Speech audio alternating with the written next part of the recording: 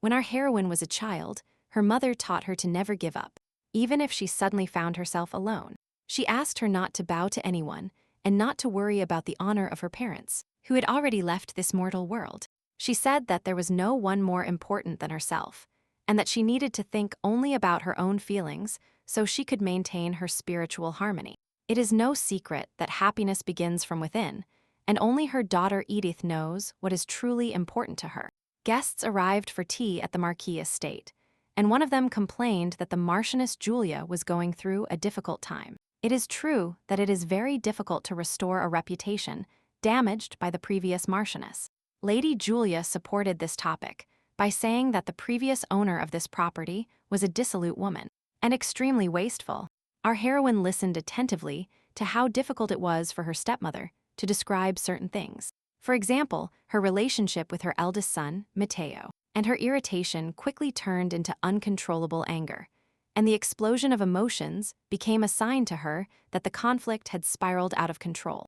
The aggressor's hair and face were covered in hot drops and grinding her teeth. She asked what Edith was doing, to which she received the answer that it smelled bad, so the girl decided to get rid of that smell with tea. Our heroine's head was still full of her mother's words, that there was no one more important than herself, so she only thought about her feelings, although she understood that everyone would say again that she had gone crazy.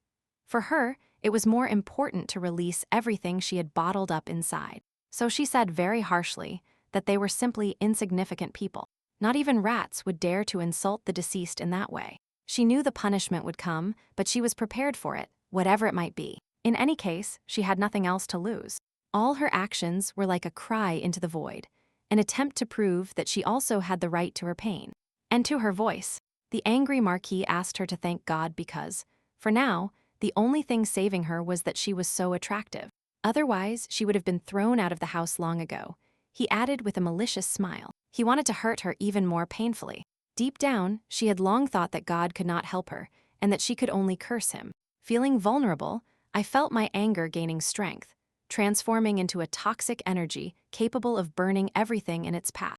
And if she hadn't been so beautiful, she and her mother would never have received the Reynolds surname. Sometimes, our heroine blamed her mother for being so submissive before this man, and for not taking revenge at all. She really desired so much to be the Marchioness of Reynolds, and her reputation and her wealth were worth bowing her head to her father's enemies. The Marquis, meanwhile, said that he had invested a lot of money in her and that, since her mother was no longer there, she would have to work to pay it back herself. But she was not going to give up so easily. She was willing to do anything to preserve her honor. A spark of determination lit up her eyes, and despite all the humiliation and pain, she firmly decided to fight for the right to be herself. And this was not just a fight with others. It was a struggle for inner freedom, not to get lost in this world full of cold faces, of stone and insensitive words. And the words that she was crazy fell on deaf ears. She had long since earned the reputation of being a madwoman, so it was a trifle. Remembering her mother, she thought she had never had determination, nor strength, nor power. But with her mere existence, she guaranteed her safety, like a reliable shield that protects even in the most difficult moments. Edith realized too late that it was her mother's love that gave her support, and the strength to keep living, no matter what happened. The appearance of the maid herself was unexpected, not to mention the fact that it was already late. Inside, the heroine felt a strange combination of curiosity and anxiety about what had brought her there at that moment. Her arrival disturbed Edith's inner peace, which she had restored with so much effort, and she did not expect them to come for her. Afterward, the servant announced that the master wanted to share dinner with her that day, so she had to hurry. After all, she still had to dress properly, and our heroine had been increasingly surprised since her mother's death. She had never had dinner with him. On the way to the dining room, she continued to wonder what had happened for her to suddenly be invited to join them for a meal. She almost immediately dismissed the idea of him scolding her in front of the whole family. The Marquis never acted that way. Finally, she entered the dining room, where the whole family was already gathered, and she prepared herself internally to counterattack in any situation. And even when the Marquis said in a fawning tone that she looked lovely, our heroine didn't even think about relaxing. This, on the contrary, made her even more cautious, especially because her arrival clearly was not to the liking of all the other members. but the stepmother didn't even look at her, as if she didn't exist at all. A tense silence floated in the room.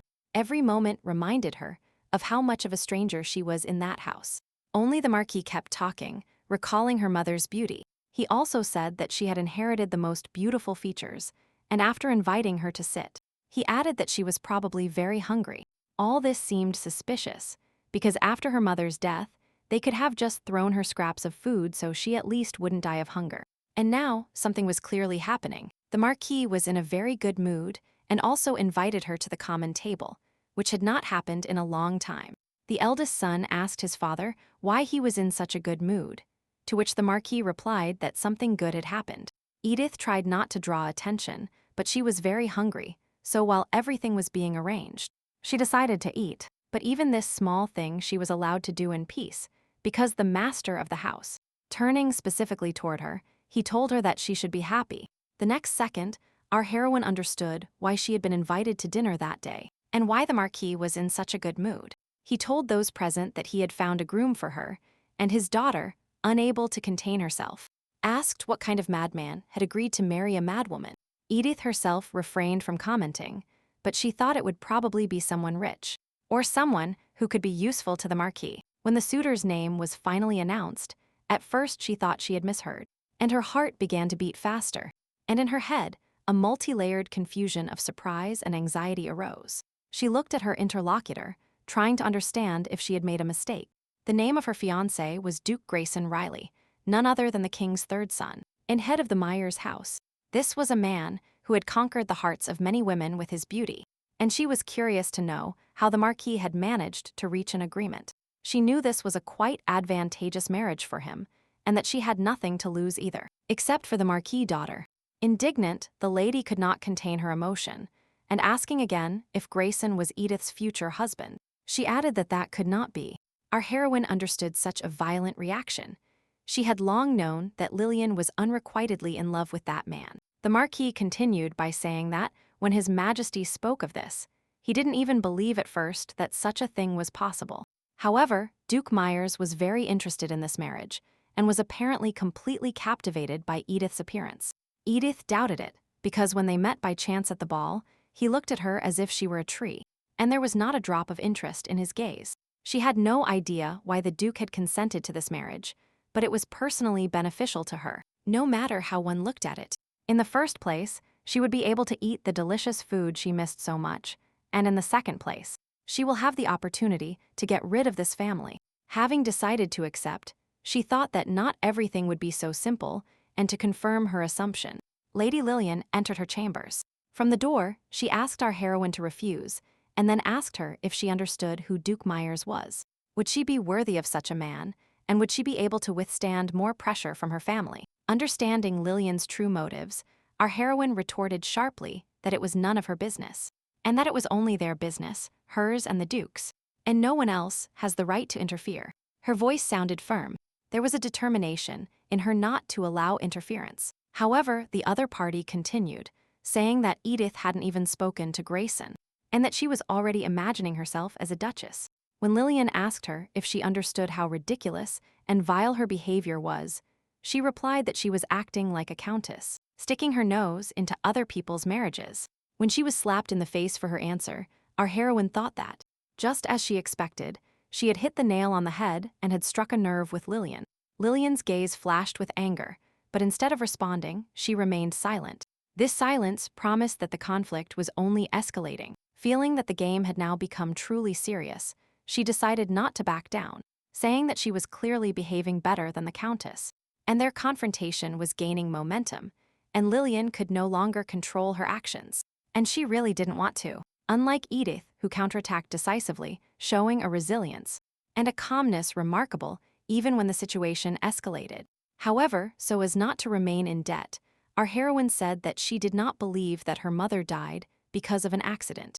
The Countess, upon asking her if she really believed that one of them had killed her, added that they had kept her mother on the estate only out of compassion. She thought these words were offensive, so to hurt Edith even more, she asked what else such a woman could do except sell her body. And after withdrawing her hand, perhaps Edith would reconsider her views, and would be more grateful to the family that took her in. Her haughty appearance and caustic words became a real battle, and it seemed that no circumstance could stop her.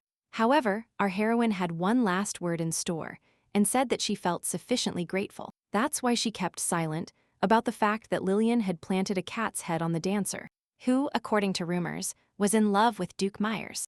With these words, Edith put a resounding end to this conversation, and upon seeing the response, she realized she had achieved her goal.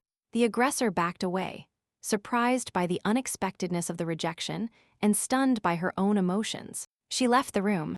At that moment, our heroine realized that from that day on, her life would turn into a living hell, and she would not be able to avoid it. The only thoughts running through my head were about how to get out of this nightmare, before the situation spiraled completely out of control. Thanks to her mother, she knew what unequal marriages led to. She had married against her will, but they blamed her for everything. Edith's future husband, Duke Myers, is the king's third son and a man loved by many, regardless of their gender or age. And she is the daughter of a witch, as her mother is called, and of an ordinary man from the province, and she herself is also reputed to be crazy. Our heroine thought with sadness that her mother, Ileana Rubinek, had always dreamed of avenging her father, but she had no strength. However, she was different from her mother, and therefore could act differently. She just needed to choose the right line of behavior. In those moments, Edith often remembered her mother, her quiet voice and her sweet smile that always seemed to embrace her and calm her, and even in the most difficult moments, she found words that supported our heroine throughout her life. One day, her mother asked her to look at the stars and told her that absolute darkness does not exist. There is always light somewhere. She advised her little one not to lose her inner light, no matter where she is, because it will always show her the right path. Edith looked at the night sky, and her mother's words were a reminder of the power of hope and faith in the best, regardless of the circumstances. And since then, she always kept her own radiance within her, so that one day, when necessary, she could shine brighter. She decided that she would definitely win the Duke's heart and reach the power that belonged to her by right of birth. But the news of this marriage was not only a complete surprise for our heroine. The Duke was also in shock. It is true that he showed no emotion, and not a single muscle moved on his handsome forehead. But at first, he was extremely bewildered. His father told him that they said Miss Edith was very beautiful, so he thought the two would make a great couple. The Duke took a few moments to evaluate the situation and realized he needed to clarify something. He could more or less guess what motives dictated such an unexpected choice of bride, but he was curious to know why his father thought this crazy woman would look good by his side. So he asked the question. However, he did not receive a direct answer, and decided it was not worth forcing His Majesty to inform him of every decision. He knew about her that she was the youngest daughter of the famous Marquis Reynolds. Her beauty and modesty won the hearts of many men, but after her mother's death early last year, she went crazy with grief, and as far as he knew, her behavior became erratic. The Duke reflected that he had never attached much importance to marriage and had assumed that, when the time came, he would simply marry for convenience. Now, they imposed on him the stepdaughter of Marquis Reynolds, who is also declared crazy. They are afraid that he will bypass his brothers and sisters to take the throne, even though he always knew he was less loved than his brothers. His older brothers were born to the first queen, whom his father met when he was young, and despite the objections, he took as his wife. Our hero continued his thoughts about the fact that he was born to a second queen, whom he married for convenience. It did not surprise him, then, that his father, who loved the first queen more, felt less for him than for his brothers. As a child, he had worried a lot about that, and it had hurt, but now there was no point in being upset about it. He is lucky to be born a king's son and enjoys it to the fullest, so he also needs to fulfill his duties. After considering all these arguments, Grayson said that he would do what His Majesty commanded, and that he would proudly obey this command. He decided that with time, he would develop a strategy and act in the future based on the circumstances. After carefully weighing this position, he hoped that patience and wisdom would help him come out of the situation with minimal losses. When his friend asked him if he was really going to marry a madwoman, he thought that the rumors had probably already spread everywhere, because even Edward, who is far from social gossip, already knows about it, and so someone is deliberately spreading these idle rumors. Having said that this woman had found incriminating evidence against Grayson and was demanding that he marry her, he asked what he could do and why he didn't know anything. The Duke saw that his friend was worried about him, so first he answered that it was not true. And then he asked him to calm down. He thought to himself that sympathy was a good thing, of course, but he could not bear that people considered him a person with some kind of dirty secret. So he needed to put an end to those rumors as soon as possible and let people think he was truly in love with this crazy woman. Edith was enjoying the pleasant and beautiful day, smiling at the bright sun and the soft breeze that caressed her face. Lost in thoughts about life, she reflected on the events of the last few days, which could not help but please her soul. After the announcement of her marriage to Grayson, a guard was placed at her door, and even the members of her family could no longer enter her house freely. Furthermore, the Marquis of Reynolds ordered the servants to take care of her, so in the last few days, her life has improved remarkably. Thinking that he was apparently pretending to hand over his beloved daughter, she felt an incredibly pleasant feeling in her soul.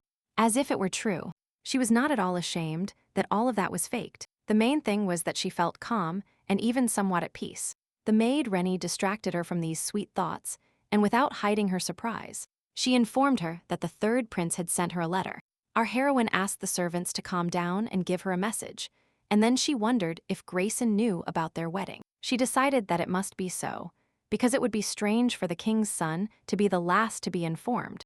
Inside was a plan for their date tomorrow, and the first meeting was at the Reynolds mansion, followed by a walk along the embankment.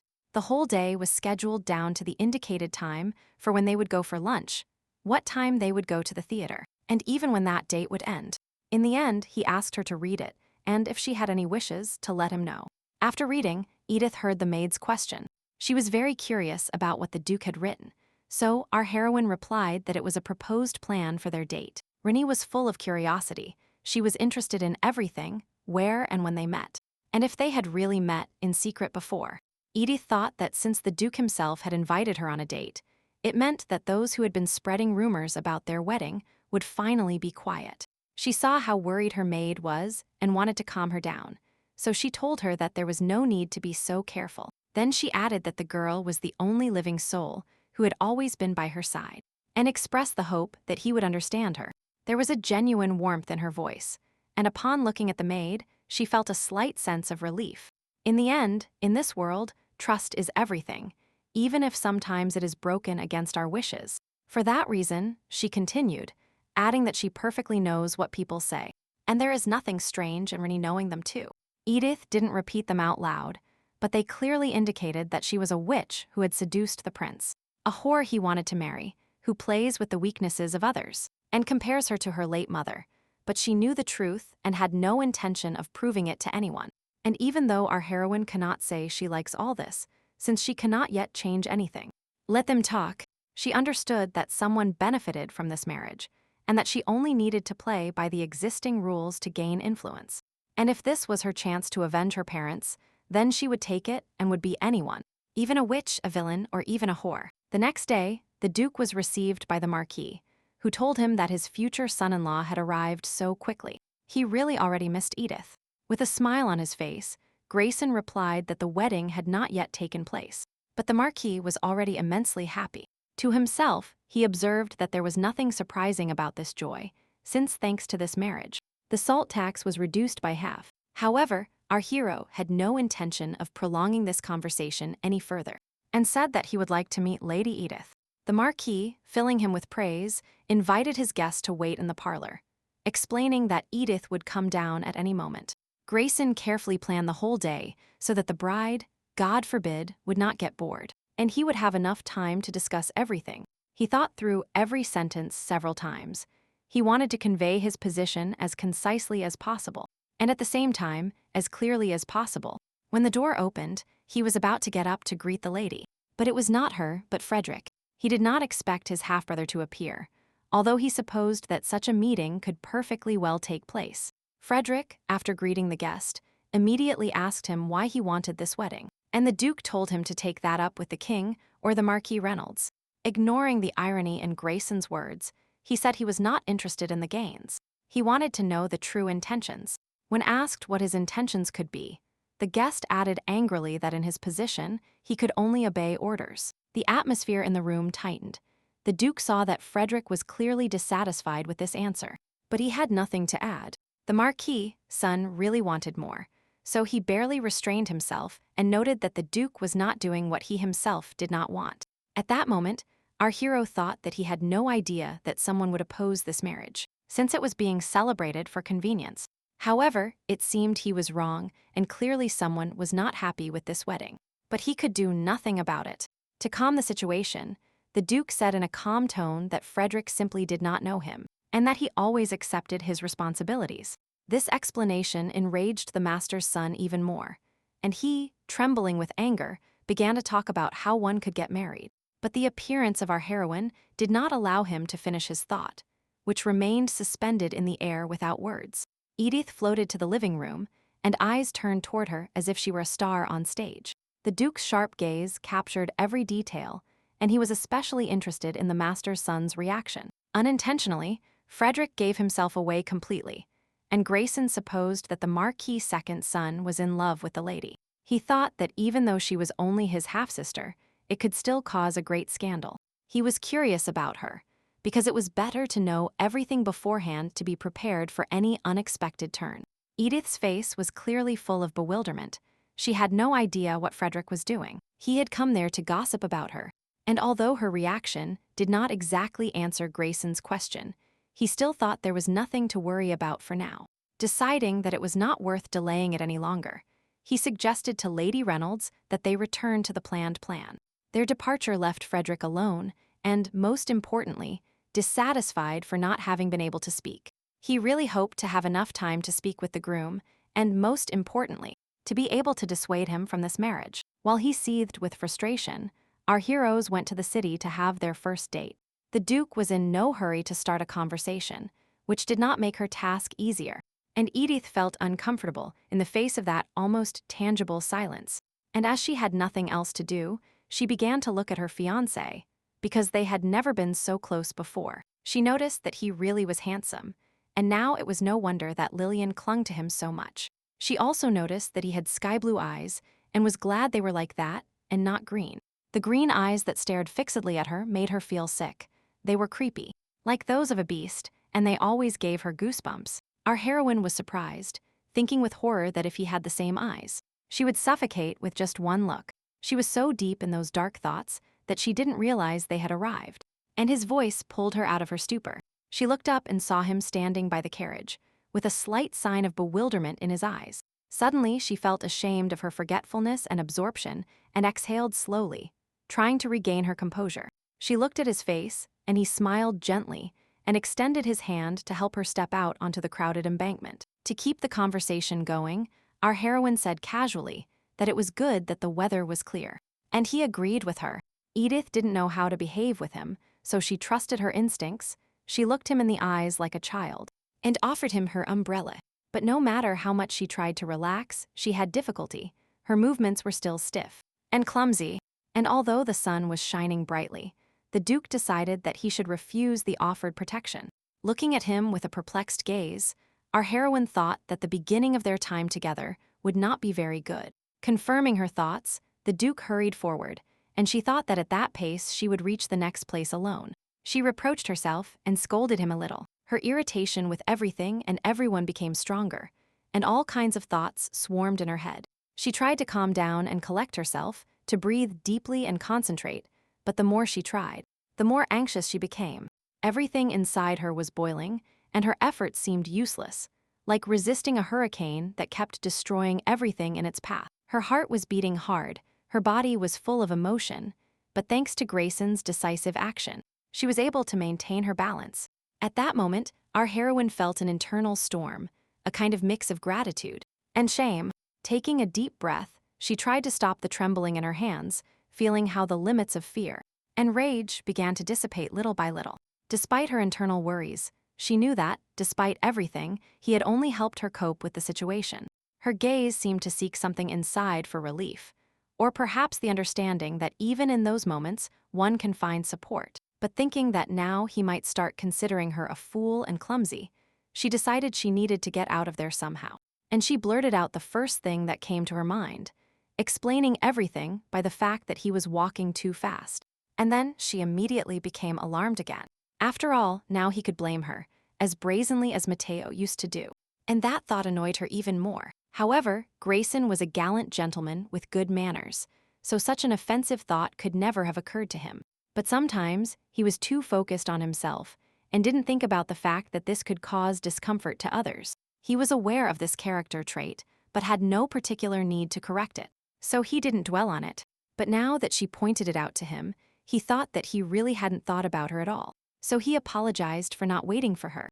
They continued their way in silence, and she had the opportunity to think that perhaps he was a good person. And if they managed to find common ground, then, even in this marriage of convenience, they will be able to live a quite comfortable life together. Suddenly, the Duke broke the silence and said that he had not invited her just like that, but because of the rumors circulating in society about them. Our heroine had not been worried about gossip for a long time, but when he mentioned them, Grayson said that they bothered him. Their conversation was briefly interrupted, as each of them understood that it was not worth discussing such delicate topics in front of strangers. The restaurant worker invited them in and informed them that the third floor was free, and that they would be delighted to serve the distinguished guests there. The appearance of the prince in a public place could not help but attract everyone's attention for a second. Even the sounds of cutlery disappeared. Then the sounds returned, and with them came a whisper about why he was there, and who this woman by his side was. Soon there were those who recognized her, and then all the attention was focused on her person. Because she was crazy, our heroine did not need to listen to know what they were talking about. She had already heard it all before. Many times, she knew that every person sitting in that room had some kind of sin that they carefully hid. Although not always successfully, she also knew very well that half of the rumors were based on speculation and conjectures, sometimes very far from the truth. She didn't like them talking about her, but it suited her to be patient, because if she did something wrong, the wedding could be cancelled. But now the two of them were in the center of new gossip, so she was curious to know what he thought about it. When she asked him why there was so much gossip about them, and if it would disappear after one date, the Duke replied with confidence that it would. Then he continued, saying that from today on they will meet at least once a week, and her wishes will be taken into account. The appearance of the waiter again interrupted their conversation, causing both to be briefly distracted. Edith observing his movements attentively. The Duke awakened in her a spark of curiosity about how their relationship would evolve. What would be the next chapter of her life? Deep down, she wanted to have hoped that during the time they spent together, she could melt the ice between them. However, his request to promise him something so they could have a peaceful married life dampened her ardor a little. Trying to talk to him on the same wavelength, she asked him if there would be some kind of agreement, and he confirmed her assumption. But since he answered somewhat evasively, Edith decided it was worth clarifying some points from the beginning. That's why I asked him to answer me directly why he had accepted that marriage. And he answered me, asking if there necessarily had to be a reason. Our heroine believed there was. Whether love or profit, there must always be a reason. And so she answered him. When she said she thought this marriage would only bring her losses, he thought she knew how to look at herself from the outside. And it is really that madwoman, as the rumors say, who said that the royal family, like the Marquis, has its own benefit from this. The Duke said he agreed because it was mutually beneficial, to which Edith replied that she understood perfectly what the Marquis was getting. She continued by saying that only a connection with the royal house would bring him closer, and she wanted to tell the Marquis that, but she corrected herself and told him that her father would benefit. However, she could not hide from Grayson that she called her stepfather only by his title, and he reminded her of it. He had learned a lot about her from rumors, but the woman sitting in front of him did not match them, and he became interested. To make her open up a little, he asked her to guess the reason, and she thought he was testing her. Thoughts were running through my head like crazy. A deal between the king and the Marquis. But what does the monarch want to get out of it? The king had 3 sons and 2 daughters, of whom Crown Prince Cassio, his second son Leopold, and Princess Mallory were children of his first wife.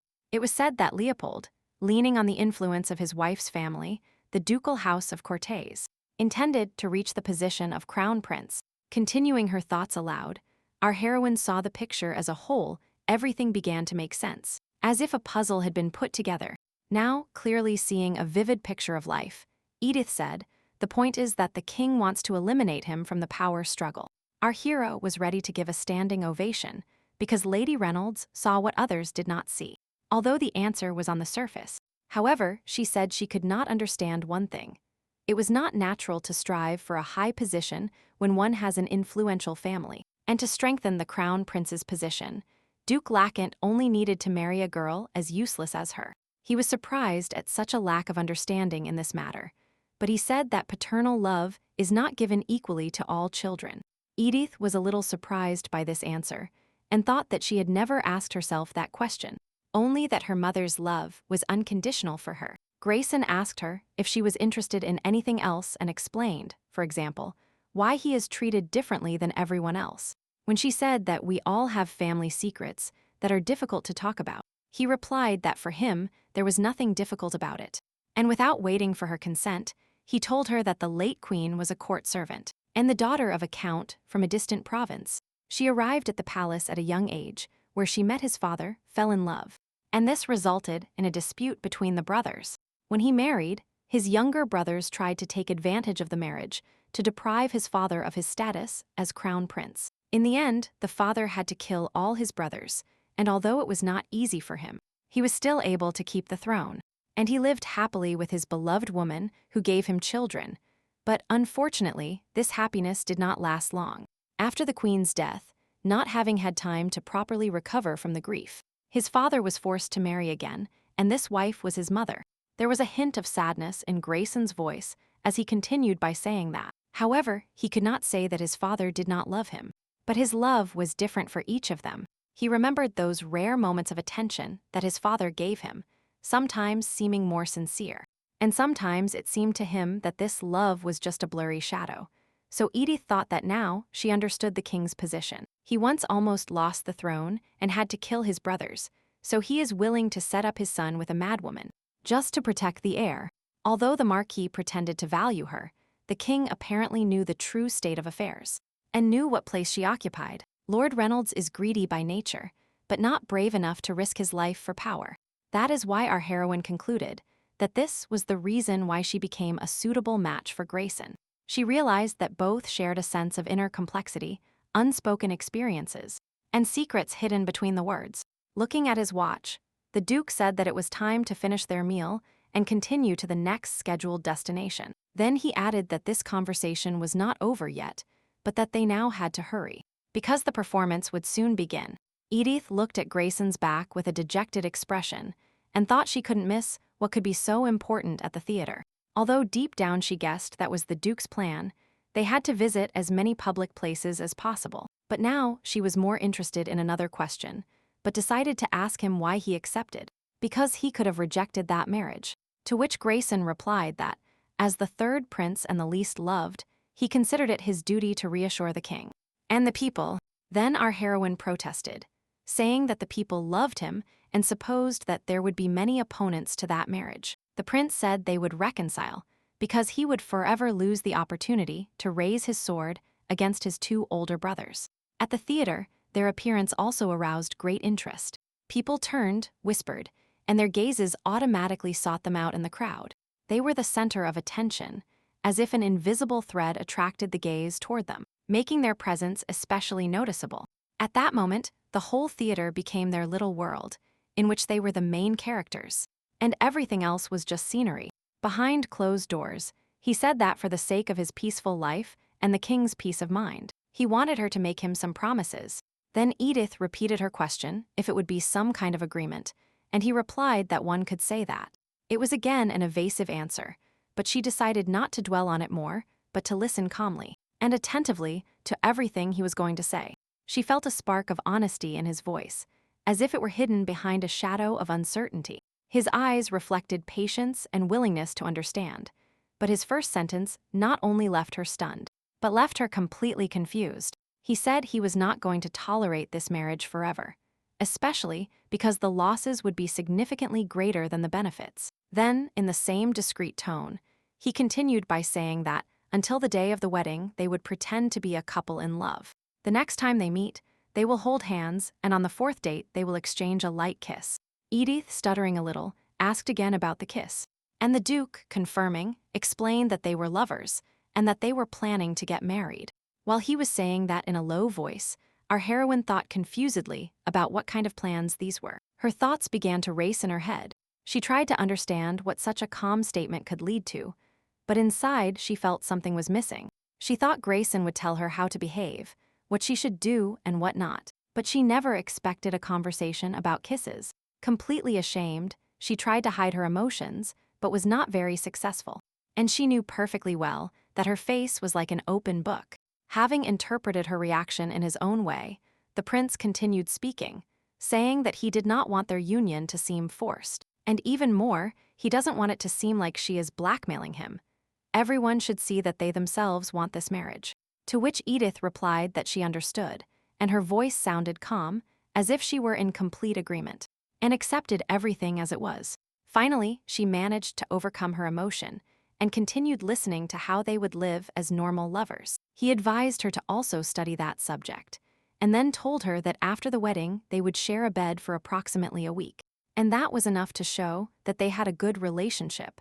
And then Edith realized that she hadn't even thought about it. When he said that there was nothing shameful about a husband and wife sleeping together, I pointed out to him that those types of conversations could be embarrassing on a first date. After apologizing, the Duke asked for her understanding, explaining that he would like to end this boring and tedious preparation as soon as possible.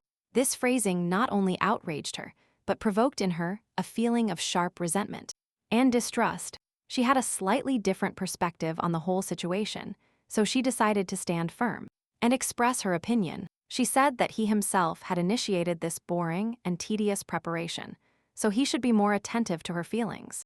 Having said that clearly, he apologized for not having taken her feelings into account, but he thought that he didn't expect her to react so violently. At that moment, the performance had ended, and each of them had a little time to reflect on everything that had been said and heard. On the way out, Grayson told her that they would continue their conversation at Evergreen, and Edith thought that that was not how she had imagined a first date.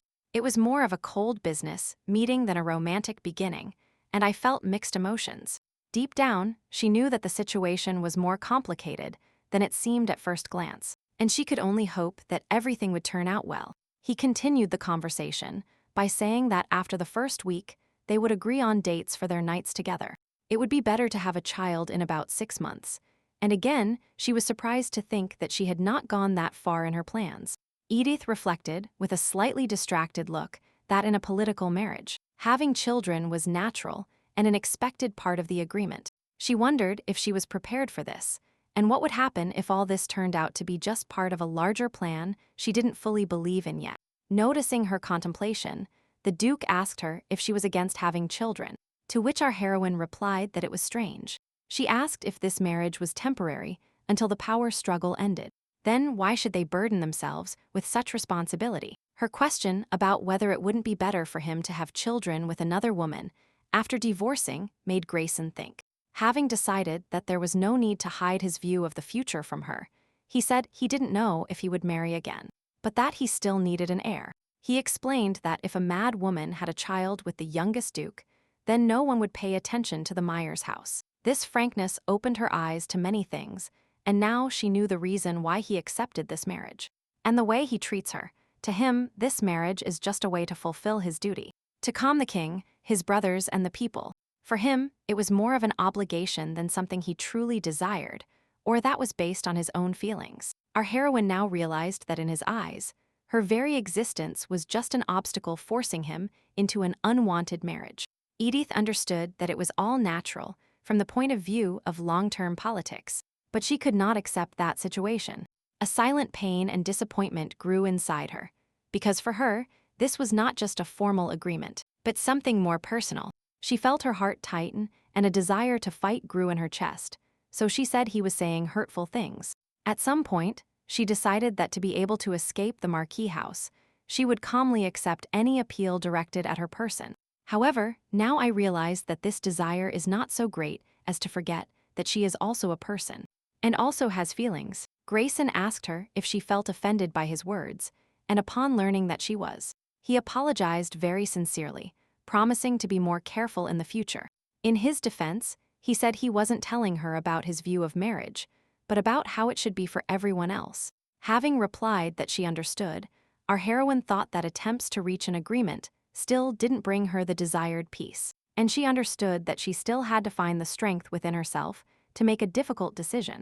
But she would not have a child. She was not thinking about children, and because of her, a child could be subjected to cruel treatment, and she could not allow that. She did not want to take that risk, because it was more important for her to preserve her spiritual integrity and the safety of those whom she loves and values. Furthermore, she and the Duke will not be married for the rest of their lives, and she will leave him as soon as she achieves her goal. After all, she also accepted this marriage with quite prosaic intentions, so why bother, knowing that the same goes for him? Our hero looked at Lady Reynolds and thought it was strange and quite unusual for him to realize that he had made a mistake. He simply told the truth as it was, without any embellishment, but he didn't expect it could hurt someone so much.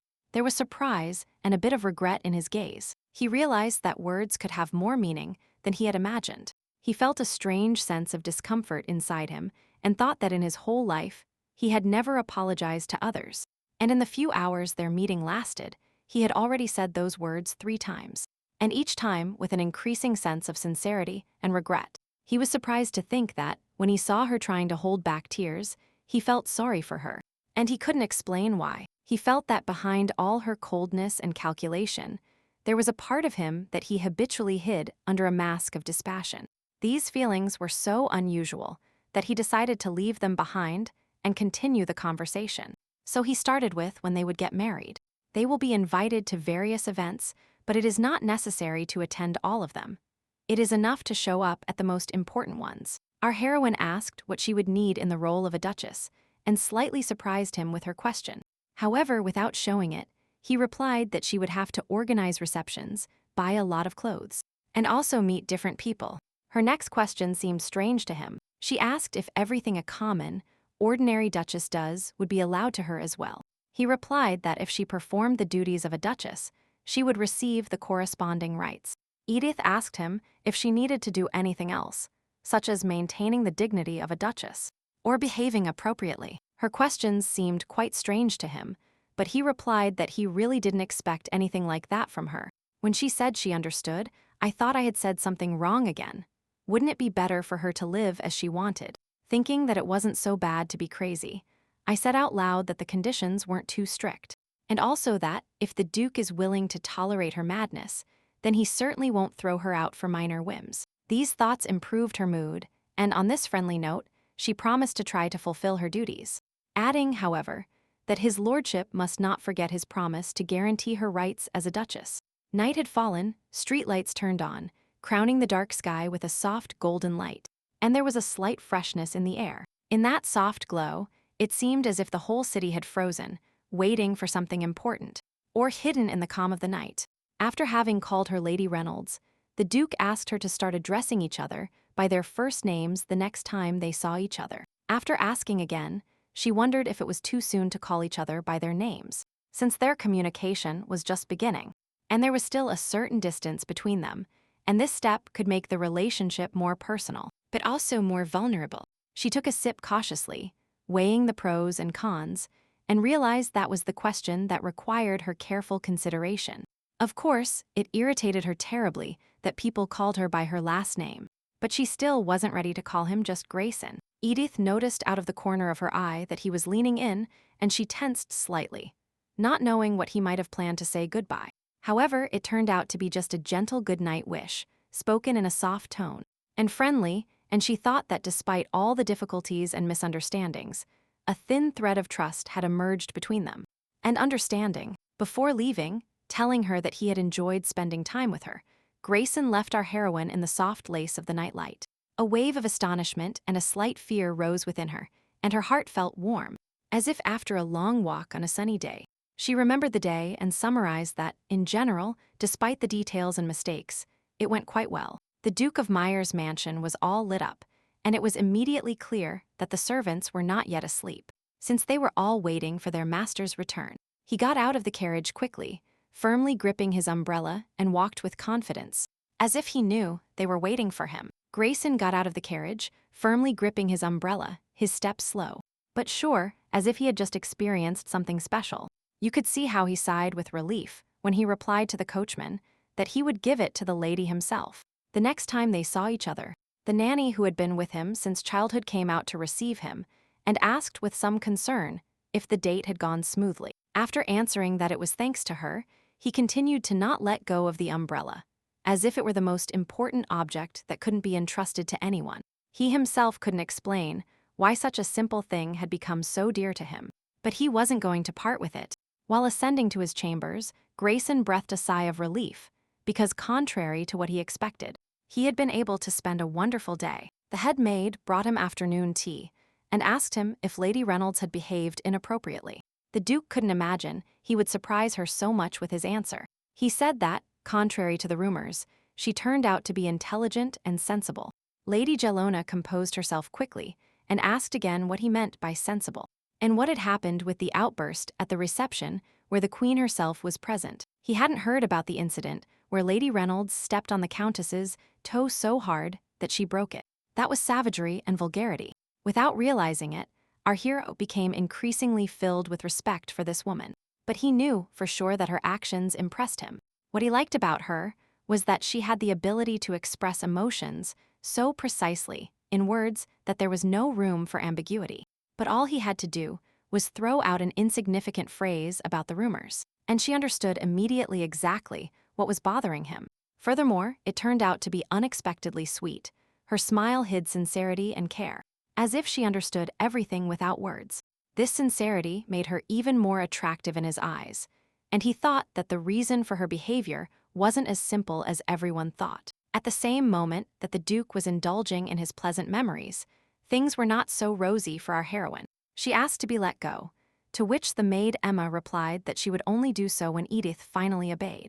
With a malicious joy in her voice, she asked her mistress, who apparently naively believed she liked treating her that way. For Edith, it was a question whose answer she knew, and Emma not only liked it, but really enjoyed it. This maid had been treating her and her mother rudely for a long time, with shoves, disdain, and cold indifference. For Emma, this wasn't simply following an order, but an act of power, an opportunity to play with her, and to show her who was in charge.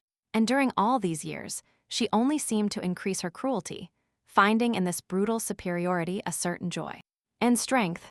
That is why our heroine knew she liked to demonstrate at all times that a commoner could boss around the aristocrats. Suddenly, Edith asked why Emma had been there that January of last year, when her mother fell from the bell tower. Her voice sounded calm, but there was a hint of bewilderment and a slight suspicion in it, so the maid hesitated for a moment. She didn't expect the question and looked at Edith with a slightly disdainful expression, trying to hide her true motivation. She replied reluctantly that she was just a servant, but there was a shadow of fear in her eyes, as if she knew more than she was saying.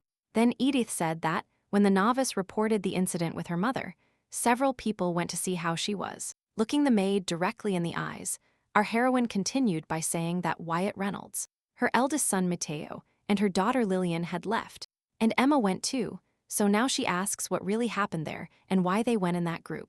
The servant snapped and replied that she didn't understand why she was suddenly remembering that now, since a whole year had passed since then. Having answered evasively that she was just curious, our heroine thought it was time for Emma to answer for her actions. Until now, she had simply feared for her life, and that's why she hadn't dared to ask those questions, although she had always wanted to know the truth. Until now, she had simply feared for her life, and that's why she hadn't dared to ask those questions, although she had always wanted to know the truth. But this desire was hindered by fear, the fear of Marquis Reynolds, who watched her like a predator watches its prey. And her words had less importance than an article about her in a third-rate newspaper, so she had no choice but to remain silent. However, the question remained open as to why the Marquis, Mateo, went there, and she would have been enough to check it. The maid turned around and said she was thinking of something else, and that there was no point in filling such a pretty head with all kinds of nonsense. Then she advised her to think better about how not to lose the Duke's favor, to which our heroine replied that that was exactly what she would do.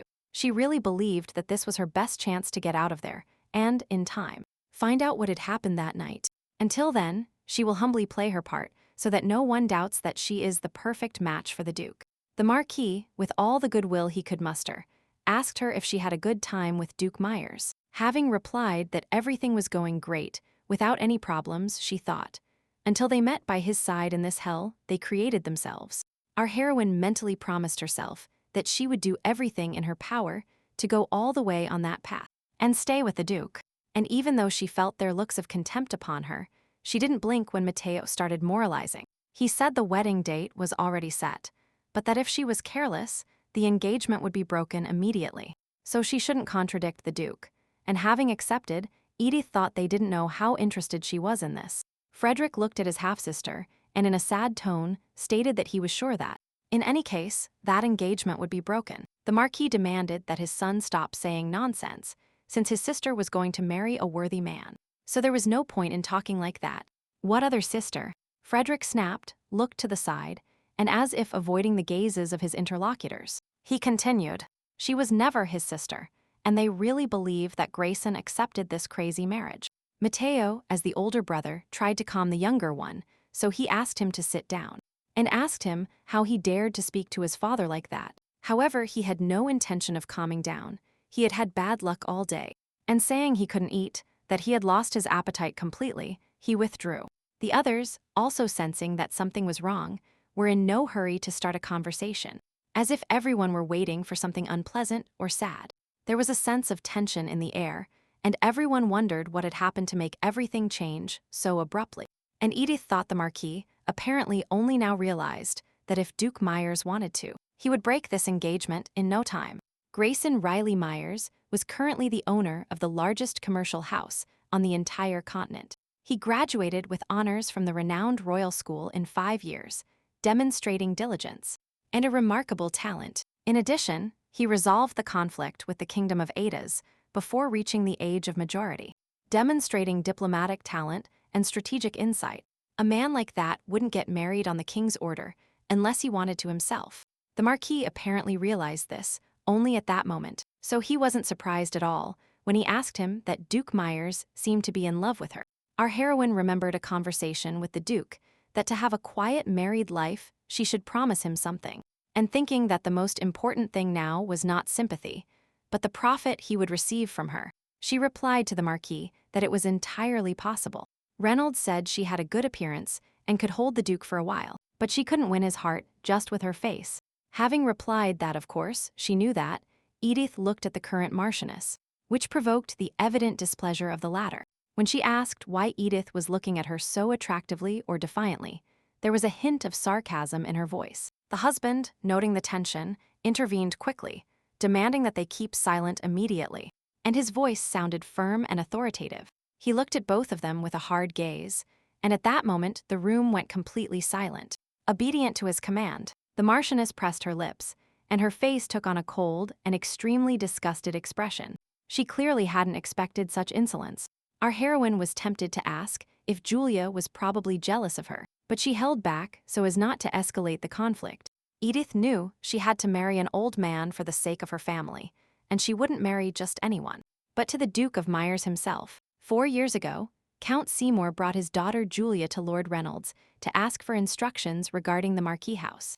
Thanks to the huge dowry her father brought, Julia won the favor of the old Marquis. She quickly began to control everything, as if she were already his wife, and ordered Edith's mother around, considering her his servant. However, our heroine knew one more thing. The gold mines of the Simmer family were running out, as she had read in her mother's diary. Julia carefully hid the true state of her family's affairs, but apparently her mother somehow found out. However, Marquis Reynolds remained completely unaware and continued making plans to exploit the mines of the Seymour house. Edith thought there must be a reason why her mother, knowing so many secrets, never used them. Then the Marquis spoke up and told our heroine that she needed to think carefully and weigh everything again. He understands that this marriage is beneficial for her even more than for him, so under no circumstances should she allow it to end. It seemed strange to her that the Marquis, for some reason, spoke only of the wedding, as if he didn't care what would happen afterwards.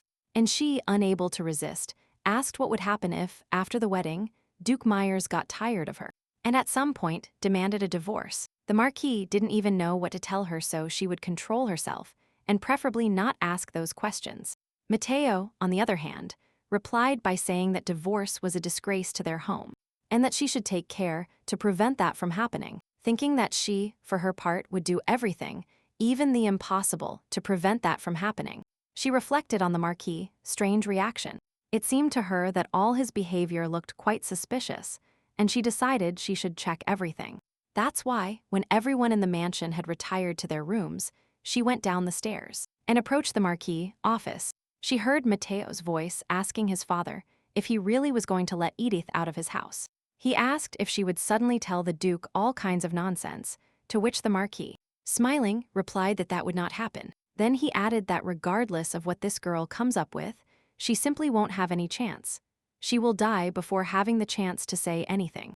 The Marquis told his son that, when the bride and groom raised their glasses, Edith would drink the poisoned wine and die. The poison will take effect instantly, so she won't be able to utter a word. So there's no need to worry that she'll babble something. And the culprit will be a woman secretly in love with the groom, so the popularity of Duke Myers will come in very handy. Mateo, praising his father for his ingenuity, added that in this way neither the royal family nor the Duke could do anything to them. The Marquis' voice sounded very pleased when he added that perhaps, thanks to Edith's death, they could get something more. When Mateo said they had to get more, his father asked him to listen carefully, because that was how people were used. It was through a conversation she heard casually that our heroine found out about the unenviable fate her supposed relatives had prepared for her. Their words echoed in her head like an ominous prophet, revealing the misfortunes and trials that fate had predetermined for her. She felt her heart shrink with fear and rage, because all those plans were definitely not aimed at her benefit. So at first Edith was very upset, feeling a wave of hopelessness that shattered her heart into small pieces. Everything seemed hopeless, and the thought of the trials that were coming literally emptied her inside, making her doubt herself. However, after thinking about it again, she laughed, and determination appeared in her eyes. She would definitely find a way to change her path. Could they really imagine that they would see her quietly live a happy life and become a duchess? Of course, she had the idea that they would demand to know the Duke's weaknesses, or extract the secrets of the royal family, but she never allowed the idea that they would try to kill her to enter her head. And at that moment, she felt sorry for herself again. After all, how wrong she was, even to her mother, with whom they lived for 15 years. They did the same thing, and she thought they would leave her alive. And although she never considered them a true family, she still harbored such hopes. But it turned out they were completely in vain. Our heroine naively believed that in them, there would be at least a drop of sympathy or affection, and now she felt betrayed. Her mother's words of advice returned to her mind, telling her that no one could be trusted, and that their smiles shouldn't be taken as sincerity. After all, kind words often hide intentions that can cause harm. And now this rang especially sharp in her soul. Now she must be especially careful to listen to every word of those around her, because any ill-considered step could cost her too much. A year ago, just after her mother's death, our heroine decided that she should sort through her mother's things herself, and not entrust them to the servants. She wanted to choose a quiet corner to carefully sort through the old boxes and drawers, listening to every creak. And although the maids tried to dissuade her, the Marquis said then to leave her alone, that she would get tired on her own and soon give in. Edith wanted to be alone to find in that room, hidden behind the dust. In time, the signs her mother had left her. She knew she would no longer be able to hear her soft voice, and this realization burned deeply in her heart. Each of her mother's words, each sweet piece of advice, now seemed unattainable, like a distant star in the night sky. Turn. At that moment, it became evident to her that the warm, comforting voice that had always been her support and hope would never return. However, as a consolation prize, Edith found her mother's diary, whose pages were written by hand with softness. It seemed to her that, even separated from her by death, her mother was still holding her hand and guiding her through life.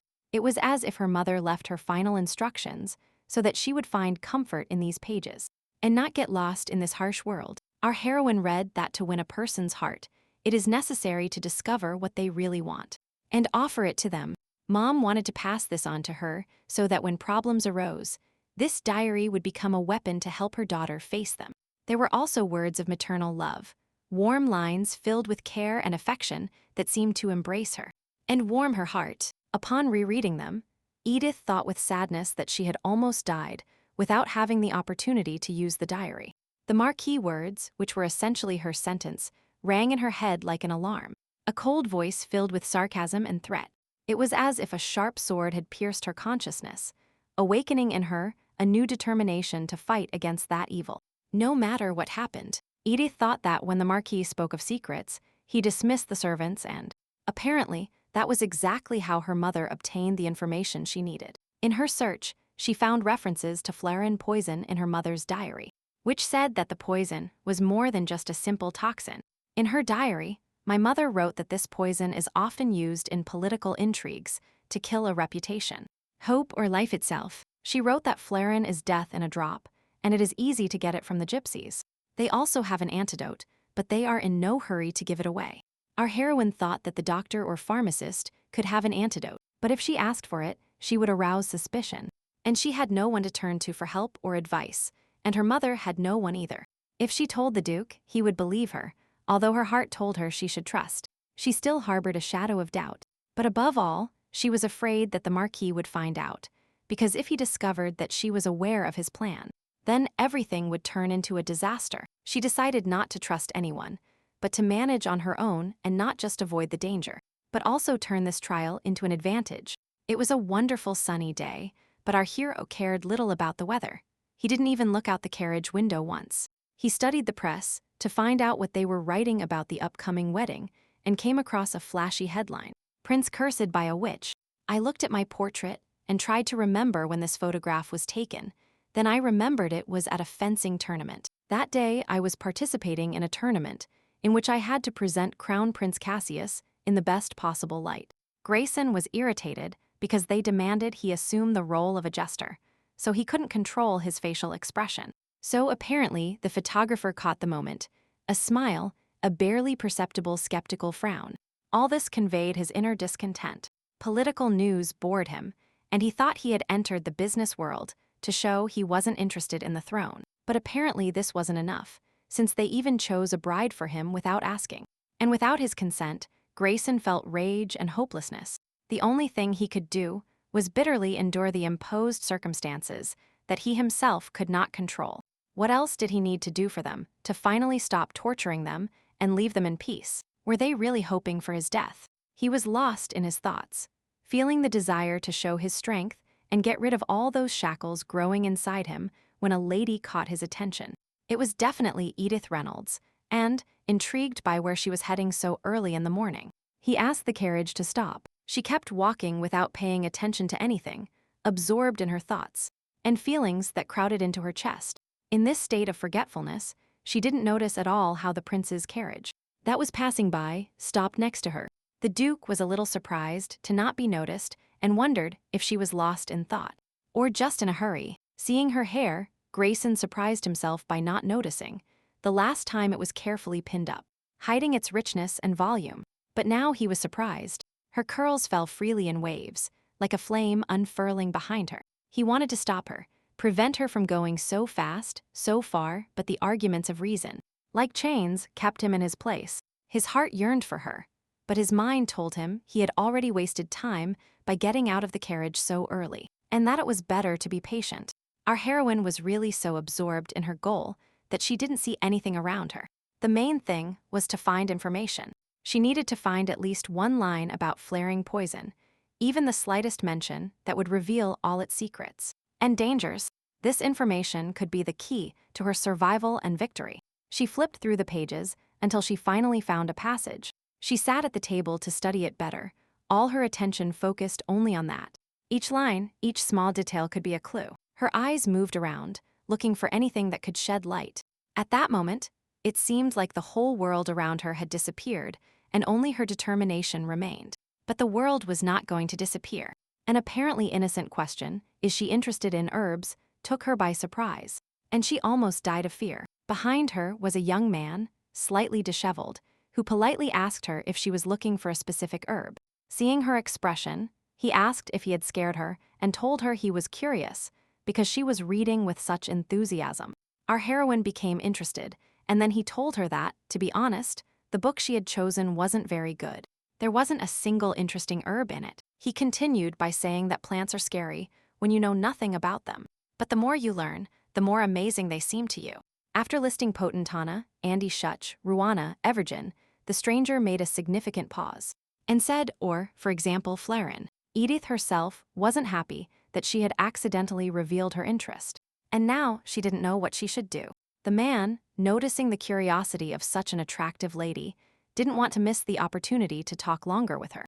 And she had no idea what to do, if she could confess and trust him, because she didn't have the slightest idea who that person was. The first thing that came to her mind was that this man could easily have been sent by the Marquis, and then he would definitely know everything. On the other hand, he could have turned out to be an acquaintance of Matteo or Frederick, and that didn't give her any hope that everything would remain secret either. A staff member approached, and, addressing him as Professor Port, reminded him that silence should be observed in the library. He repeated his apologies several times, and explained that he simply hadn't met anyone interested in herbs for such a long time that he had forgotten himself. Now that Edith knew the stranger's identity, she thought she had guessed it. But now she is simply sure that he is from the academy. The employee reiterated his request to speak more quietly, and the professor replied that in the future he would be more careful. After turning to our heroine, he asked if she would like to talk outside, and clarified that it was about plants. Edith looked at the professor with suspicion and wondered if she should accept the invitation. The fact that anyway, she didn't know him, and he could know the Reynolds family. And then, one way or another, her interest in flaring could reach the Marquis' ears. To persuade her, the professor told her he could treat her to tea brewed from the plants described in this book. He added that it would come out bitter, but healthy, and after reading the place he indicated to me. I was amazed it talked about poisonous herbs, but it was precisely this fact that became decisive, because if she could use the most dangerous herbs in everyday life, then it was interesting. The professor complained that nowadays no one was interested in herbs, because there were too many gypsies among herbalists. Because of them, herbalism has become an unpopular occupation, and it is even said that to climb in society, one should become a doctor, but he doesn't become a pharmacist, yet plants are the basis of all knowledge. And our heroine listened to his speeches and didn't understand absolutely anything. However, she knew that if she continued listening to his monologue, she wouldn't have time to ask anything. So she interrupted him politely. Edith addressed him by his rank, but he replied by asking her to use his name, and introduced himself as Edward or simply Ed. Thinking about who would ask to be called by their name at the first meeting, she asked if he taught herbalism at the academy. He replied that he was actually a chemistry professor and that he studied mainly oil, adding that he never knew her name. Edith faced the dilemma again of whether she should give her name, and what would happen if the Marquis found out that she was interested in poisons. But on the other hand, the professor will find out who she is anyway, and if she lies now, she will seem even more suspicious. And just as she was about to introduce herself, a familiar voice called her name, Edith. Our hero saw surprise on the faces of his two acquaintances, although to be honest, he wasn't expecting to find them together either. To dot the I's and cross the T's, he introduced his fiancée, Lady Reynolds, to his old friend Edward. Grayson was late for a very important meeting, but the expression on his friend's face that he had just seen made it all worth it. The professor at first was speechless, but when he found them, he let slip that that very future wife was the one suffering from madness. The Duke decided, with much tact, not to make any comment on the confusion Edward experienced afterwards, so as not to embarrass him even more. He was more interested in the lady, who quickly overcame her surprise and asked why his lordship was there. The Duke hoped to avoid this question, and to hide the true motive, he referred to some business. Addressing her again by her name, he asked what exactly had brought the lady there at such an early hour. The professor answered for her, saying that Lady Edith was drawn to knowledge, and that they were about to discuss some herbs. And it wasn't just the Duke's scrupulousness in matters of etiquette that prompted him to ask if Edward called the lady by her first name. When he added that it seemed like they barely knew each other, he came to his senses and apologized to our heroine for his carelessness. But Edith was worried about something else. It turned out they were friends, and if things continued in the same spirit, the conversation would no longer be private. She didn't expect to meet the Duke here, so she was curious to know why he didn't leave, and if he didn't have more important things to do. She had a very important matter here, and the professor couldn't help her with it. And the Duke's appearance only confused all the plans. Understanding perfectly well that she couldn't simply dismiss the Duke, our heroine asked him if he was busy. When she addressed him, of course, she called him by his title. Then he corrected her and said that he was simply Grayson. Edith looked at him with astonished eyes, and then said that they had agreed to call each other by their names the next time they saw each other. His expression changed to one of embarrassment as if he were trying to hide his confusion, and his cheeks turned slightly pink. However, she was resourceful and quickly assessed the situation, and said that she thought he meant the next date. Not understanding the reason for her insistence, Grayson asked her if it was because she didn't like him calling her by her name, and she had no choice but to say it wasn't that. She simply didn't know how to start calling the Duke himself by his name. When he replied just a name, Edith replied, "However, his lordship, he is simply of very high birth," that she simply didn't dare mention his name, and this whole little diatribe was so extraordinary that he couldn't help but smile. She surprised the Duke again, and he, barely hiding his emotions, said this was an unpredictably unexpected reason. Then he added that she was free to do what she wanted, and that he had no right to force her, not even in such a trivial request. While our heroes were having a pleasant conversation about whether to name or not, Edward, left to his own devices, tried to assimilate the shock. He looked at Grayson and tried to explain to himself what kind of smile on the prince's face he could attribute to the one he had just seen. He was very aware of things like a mocking smile, a taunt, an expression of gloating and, of course, the routine and obligatory social smile. In the 20-something years he had known Grayson, he had only seen smiles like that on his face. But this one was completely different. He was so immersed in his research that he didn't immediately hear his friend's question about his plans to discuss herbs with Lady Edith. Before Edward had time to understand the question and confirm it, the Duke immediately surprised him with his desire to join them.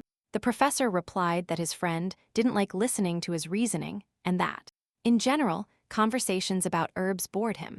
However, the Duke began to insist, saying that in reality he didn't dislike it, and that today he realized he was very curious to hear about herbs. He smiled to confirm his words, although he assumed they could hardly refuse, and he asked only out of courtesy. The three of them entered the professor's office, and he immediately began to prepare the tea he had promised from the beginning. A few minutes later, he offered her tea made with the root of potentia, and Edith clarified that it was the poisonous root Edward had mentioned before. Having said this, the professor continued by saying that used normally it causes a strong heat.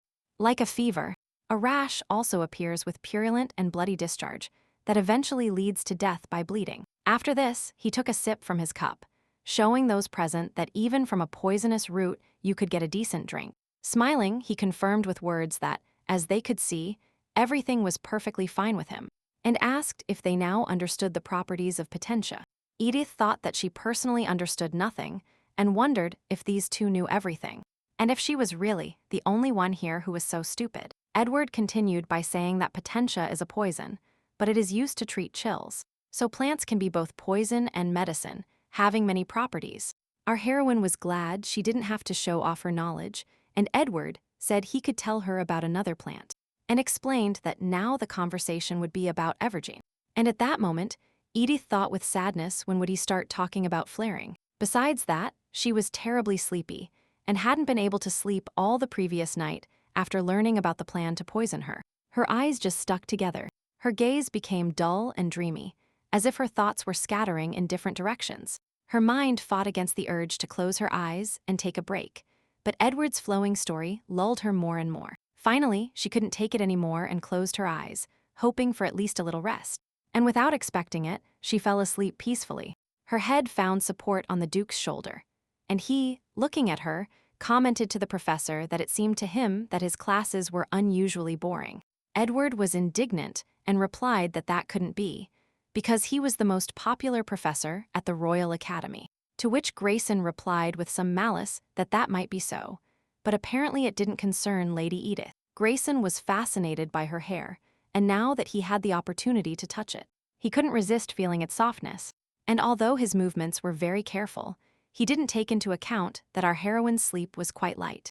And that's why she woke up. She jumped up abruptly and bumped her head directly against the Duke, like a small animal that was waking up, and suddenly sensed danger. Her eyes opened with fear and confusion, and she quickly pulled away, trying to assess the damage. Grayson turned around abruptly, a mix of surprise and alarm flashing in his gaze. He realized he had gone too far, but it was his own fault for what had happened. Edith was so ashamed of what she had done that she first stuttered and apologized for having fallen asleep accidentally at the Duke's house. Then she turned to the professor and assured him that this didn't mean in any way that his story was accidental. The Duke said everything was fine, and there was no need to apologize so much. But he thought to himself that it wasn't exactly as he said. But her embarrassed face was so sweet that he was willing to endure that pain without complaining. Edward also said it was fine, and apparently he just didn't explain it well. He should have started with something dangerous to keep her attention. He continued by saying that he should have told her about the famous flaring right away. But it seemed that she was tired, so it was time to finish for today. But that was precisely what she had come looking for, so she began to convince the professor that she was fine, and that she had already rested. She really needed to listen, so she added firmly that she would listen with attention. And attention. She knew this was her chance to get important answers, and she held firm to her resolution not to show her weakness. Some time later, our heroine thought there was a way to neutralize this poison. Edward said that flarin kills instantly after consuming it. A person starts vomiting blood and dies. There is an antidote. However, due to constant vomiting with blood, it is impossible to administer it. And this makes the poison itself even more dangerous. The professor was happy to share his knowledge. He said that few people know, but there is a neutralizing agent for flarin. If she drinks the root and potentia herb, the effect of the poison will be weakened, so she will need to gain some time. To take the antidote in time, all that was left was to get the ingredients, and that wasn't so simple either. She knew from her diary that it was easy to buy poison from the gypsies, but they were reluctant to share the antidote, which posed a problem. The Duke called to our heroine, and she realized that she had been so absorbed in thinking about flarin that she had completely forgot about his presence. Looking at him, she thought that he was truly a wonderful man, and that if he had grown up in better circumstances, then, having met him, she could fall in love with him like other women, without knowing his character, his merits or his flaws. I would have loved him just for his beautiful appearance, for that perfect mask he wore. In those moments, she felt how fragile an illusion could be, and how dangerous it was to rely only on appearances. So she decided that that would never happen, and that there was no point in having those stupid fantasies, and that dreams were just illusions. In the end, reality is hell, and this silent, hopeless melancholy for everyone. She must bear it alone, and no one will relieve her of this burden. When the Duke offered to accompany her, Edith refused. Then, after saying goodbye, he advised her to take care of herself.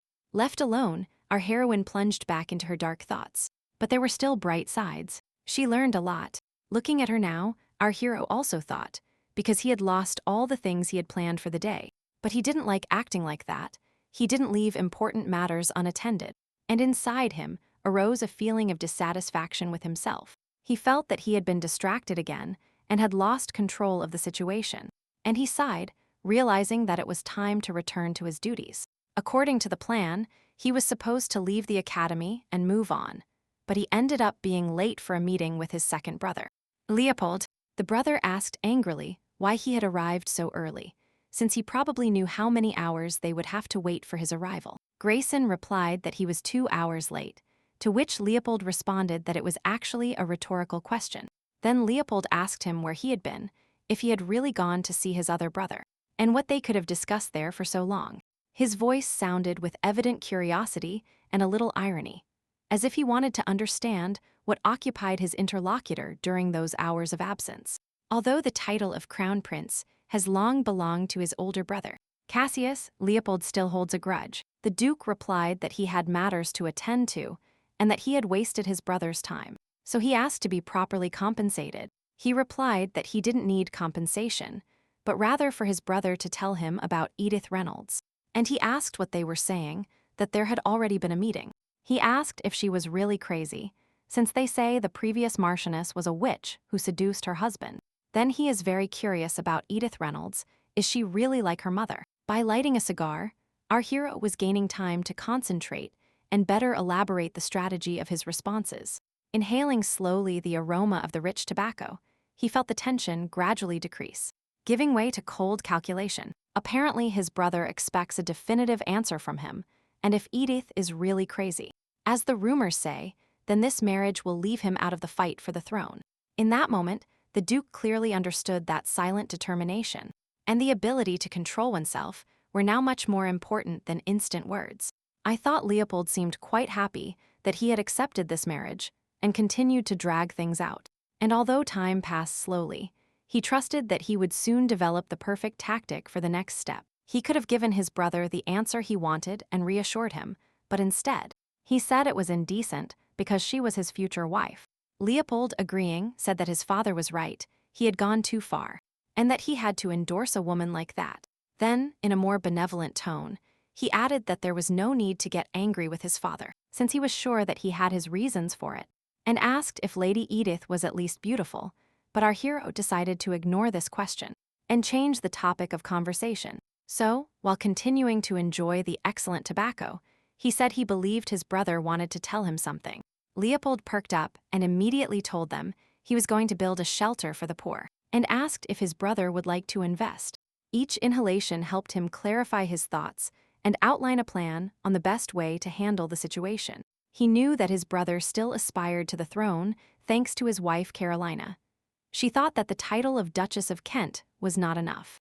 She wanted more, and this was a great miscalculation by the king, who, not seeing the ambition of the daughter of the Duke of Cortez, married her to Leopold. Leopold must have succumbed to Caroline's pleas to win the love of the common people by creating an orphanage.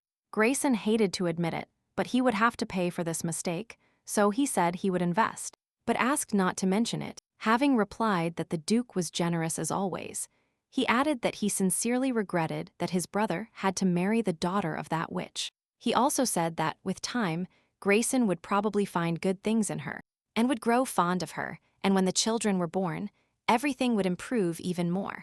And our hero wondered if this would really be the case, since he knew the result of a loveless marriage well. His father lost his first wife and married the current queen more than 25 years ago, but he still longs for his past love. Of course, this does not mean he doesn't love the current queen's children. It's just that these children received much less paternal love. Grayson himself has already overcome the resentment for the obvious injustice, but his younger sister, Rosalind, still yearns for her father's love. Love clouds the mind, blinds the eyes, and deprives the person of justice, so it is of no use.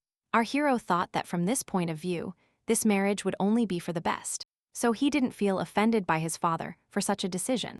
And Edith, unlike other women, didn't place any special hope in him, and it didn't seem like she longed for his love either. The Marchioness Reynolds read the article about her stepdaughter and couldn't control her anger. Edith infuriated her terribly.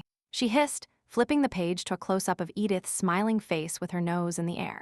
The Marchioness jumped from her chair, grabbing yellowed newspaper pages in her hand, and with thoughts filled with bile and indignation swarming in her head. Meanwhile, Lillian wondered how Grayson could accept this marriage with Edith. And why was her father chasing her with a member of the royal family? And why was it so easy to get engaged to Grayson? And the main question, to which she found no answer, if everything was so simple, it was why they didn't marry her to the Duke. She believed she would be more suitable for the role of Duchess and wouldn't dishonor her husband with her crazy antics. Of course, she heard that the king was the first to speak about this marriage, and in return, significantly reduced the salt tax.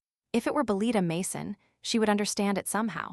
It's a pity, of course, but she is perfect in everything, and besides, she has been in love with Grayson for a long time. Liliana continued with her thoughts. She wanted to understand what Edith had done to deserve that choice, because it was completely unbearable.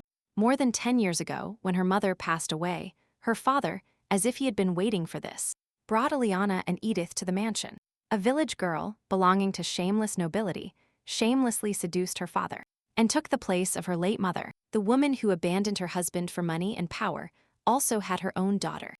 Edith and Liliana didn't like them at first sight. Furthermore, the servants saw in young Edith a pretty girl, and considered the current lady a true beauty. For this reason, Liliana was furious because this foundling girl dared to invade her place. So she hit her when no one was around. She pinched her, kicked her, and tormented her in every way possible, but every time.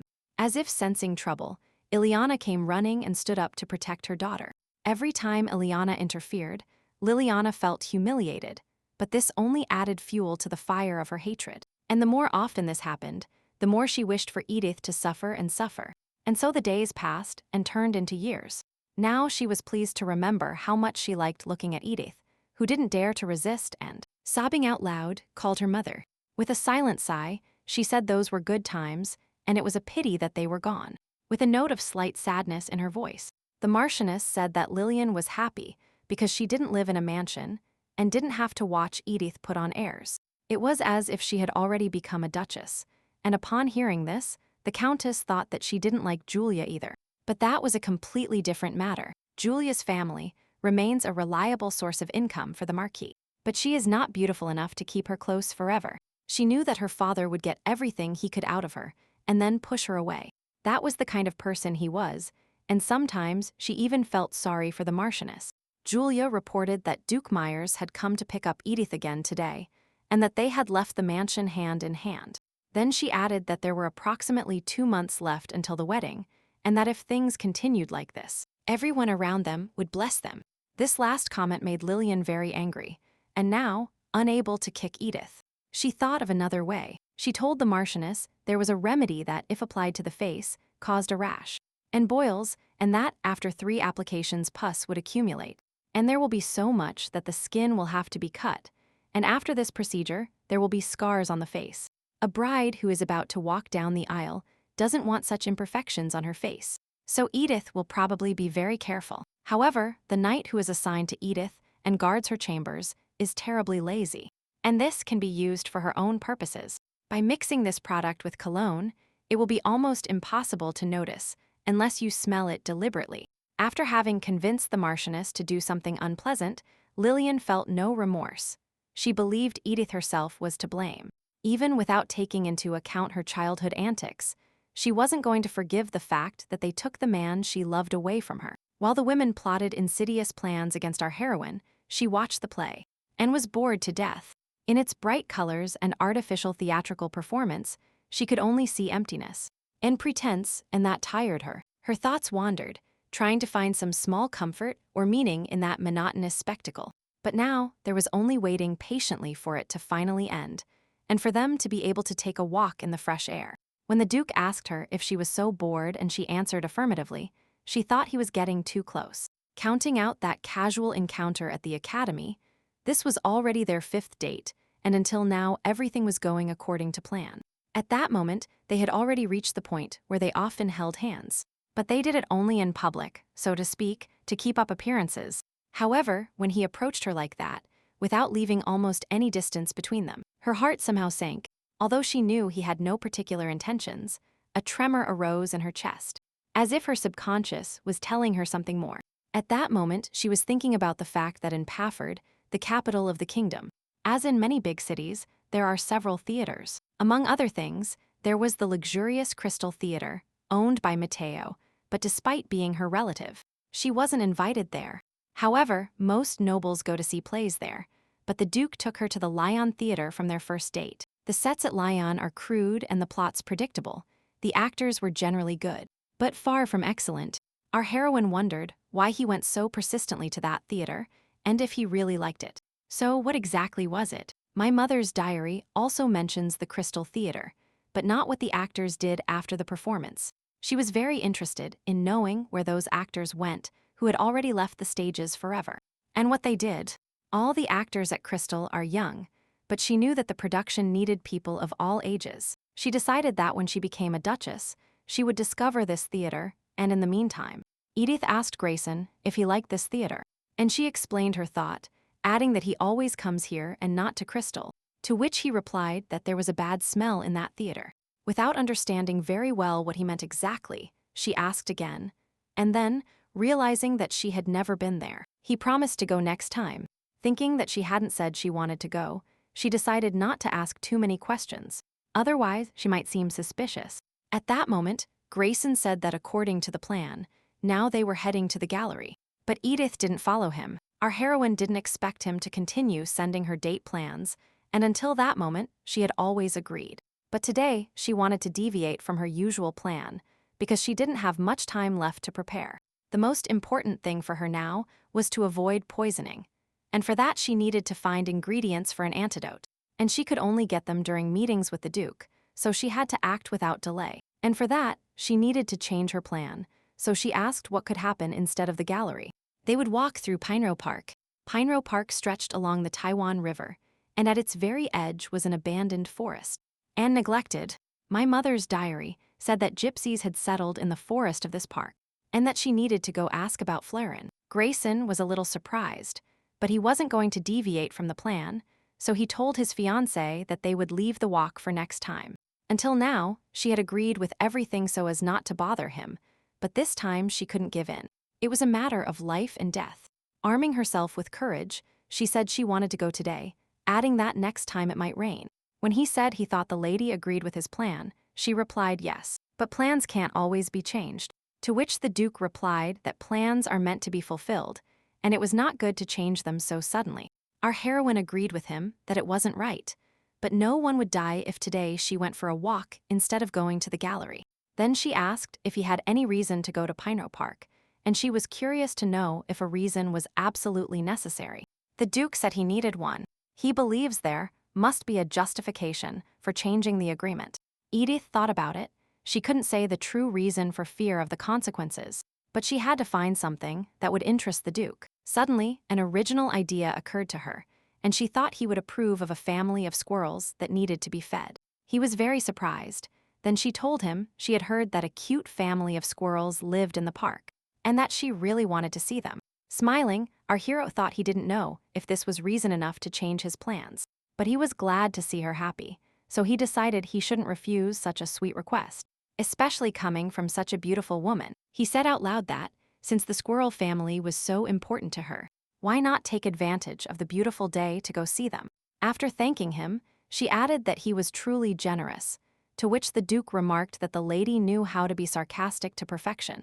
Appreciating his comment, Edith asked if it wasn't good that the future Duchess had at least one outstanding skill. He liked her answer, so after saying that, perhaps he added that sarcasm is generally one of the virtues of nobility. She laughed. She felt encouraged by the fact that he had fulfilled her request, and now she was one step closer to her goal. He didn't know her true motives, but he was glad to see her so animated, because after the meeting at the academy, she seemed gloomy. A spark of enthusiasm shone in her eyes, and a smile appeared on her face, which in the last few days seemed quite rare. And nevertheless, the Duke was curious if she really loved the squirrels so much that her mood had changed so much. He reflected on the fact that today, due to the squirrel family and her sweet request, he really changed his plans. Still, he considered himself a completely rational person who always adhered to certain principles. He said he hoped there wouldn't be such sudden changes in the future, but she couldn't promise him that, so she apologized. She added that sometimes she wants to do that. After all, she is a crazy woman, and her mood is changeable. He found it amusing to hear that from her lips, and Edith continued by saying that since he had made such a decision, even knowing about her madness, then he assumes he will have to accept it, at least for the time they will spend under the same roof. The Duke thought she had become very bold, but talking to her, so unpredictable, gave him genuine pleasure. He, however, didn't imagine that she would use that stigma of madness in that way, because enduring madness is not that pleasant. His attention turned to the picnic basket that his companion hadn't forgotten to take from the carriage, and he became thoughtful. If this wasn't madness at all, but a carefully thought-out plan, then it turns out she had a reason to go to Pino Park. Perhaps she knew something he had overlooked or hoped to meet someone there, and his heart began to beat a little faster. He began to remember all her words, her recent behavior, trying to find an explanation, but he never reached a specific conclusion. The weather was really wonderful, so Grayson thought he hadn't walked along paths like that in a long time, or thinking about it ever.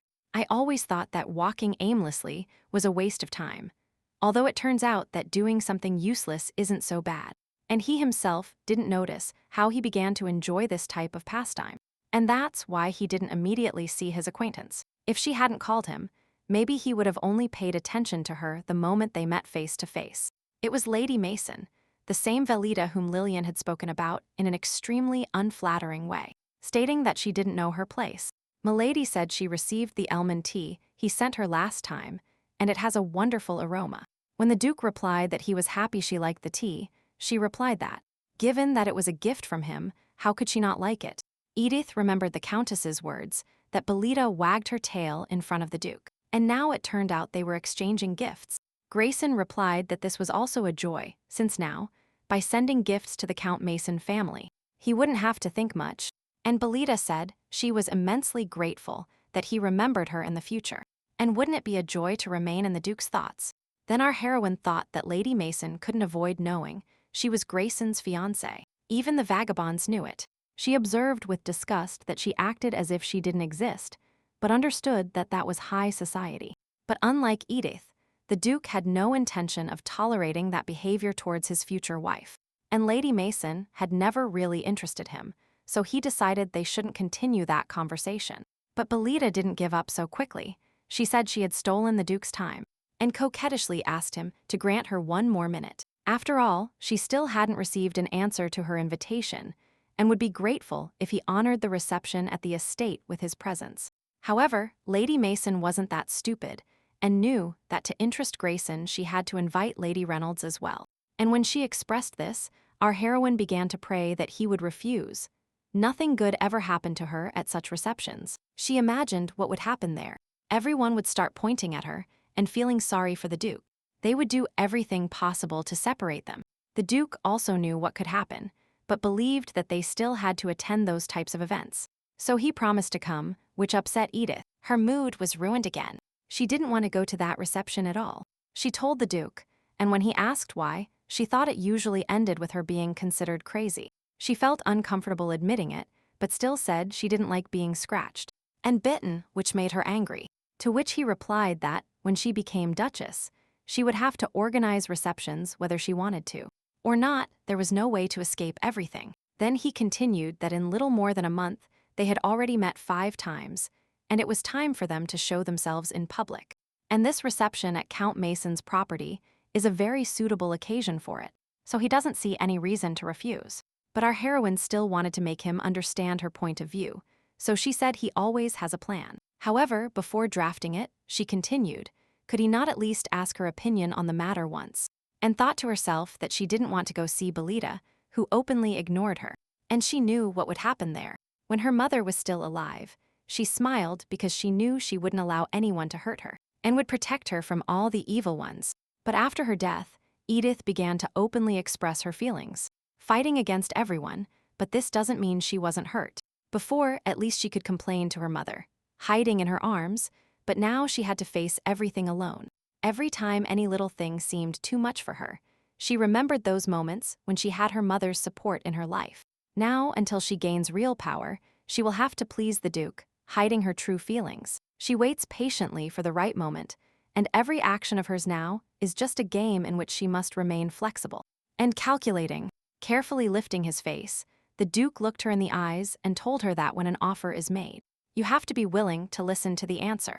After Grayson continued, and when she bows her head like that in the middle of a conversation and stays silent, he is lost. A subtle tension shone in his eyes, as if he feared losing control of himself and of his actions. He tried to understand that which she herself didn't dare to express out loud. Pains, doubts, or perhaps fears that she carefully hid. Edith suddenly broke the silence and asked him if he sometimes didn't know what to do, to which he replied, perhaps now yes. Then he added that he would take her wishes into account, and that from now on he would ask for her opinion before starting to make more plans. And he looked at her with so much tenderness that she felt ashamed of her own fears, which she couldn't overcome. She expected the Duke to hit her, like the Marquis and Matteo had, and for a brief moment she was really scared. A mixture of surprise and slight confusion was reflected in her eyes, because she didn't expect him to give his consent so easily at all. The Duke told her it would be better if they went together to the Mason reception, since he had already given his word, and it would be indecent not to keep it. Having replied briefly that it was fine, our heroine thought that somehow she would survive this situation, and then she would try to avoid it. When she becomes Duchess, they will no longer point their fingers at her that way, trying to find some flaws in her behavior. It took a long or short time. Our heroes arrived at the edge of the park, and judging by the danger sign, beyond it began an impenetrable forest. The Duke proposed returning.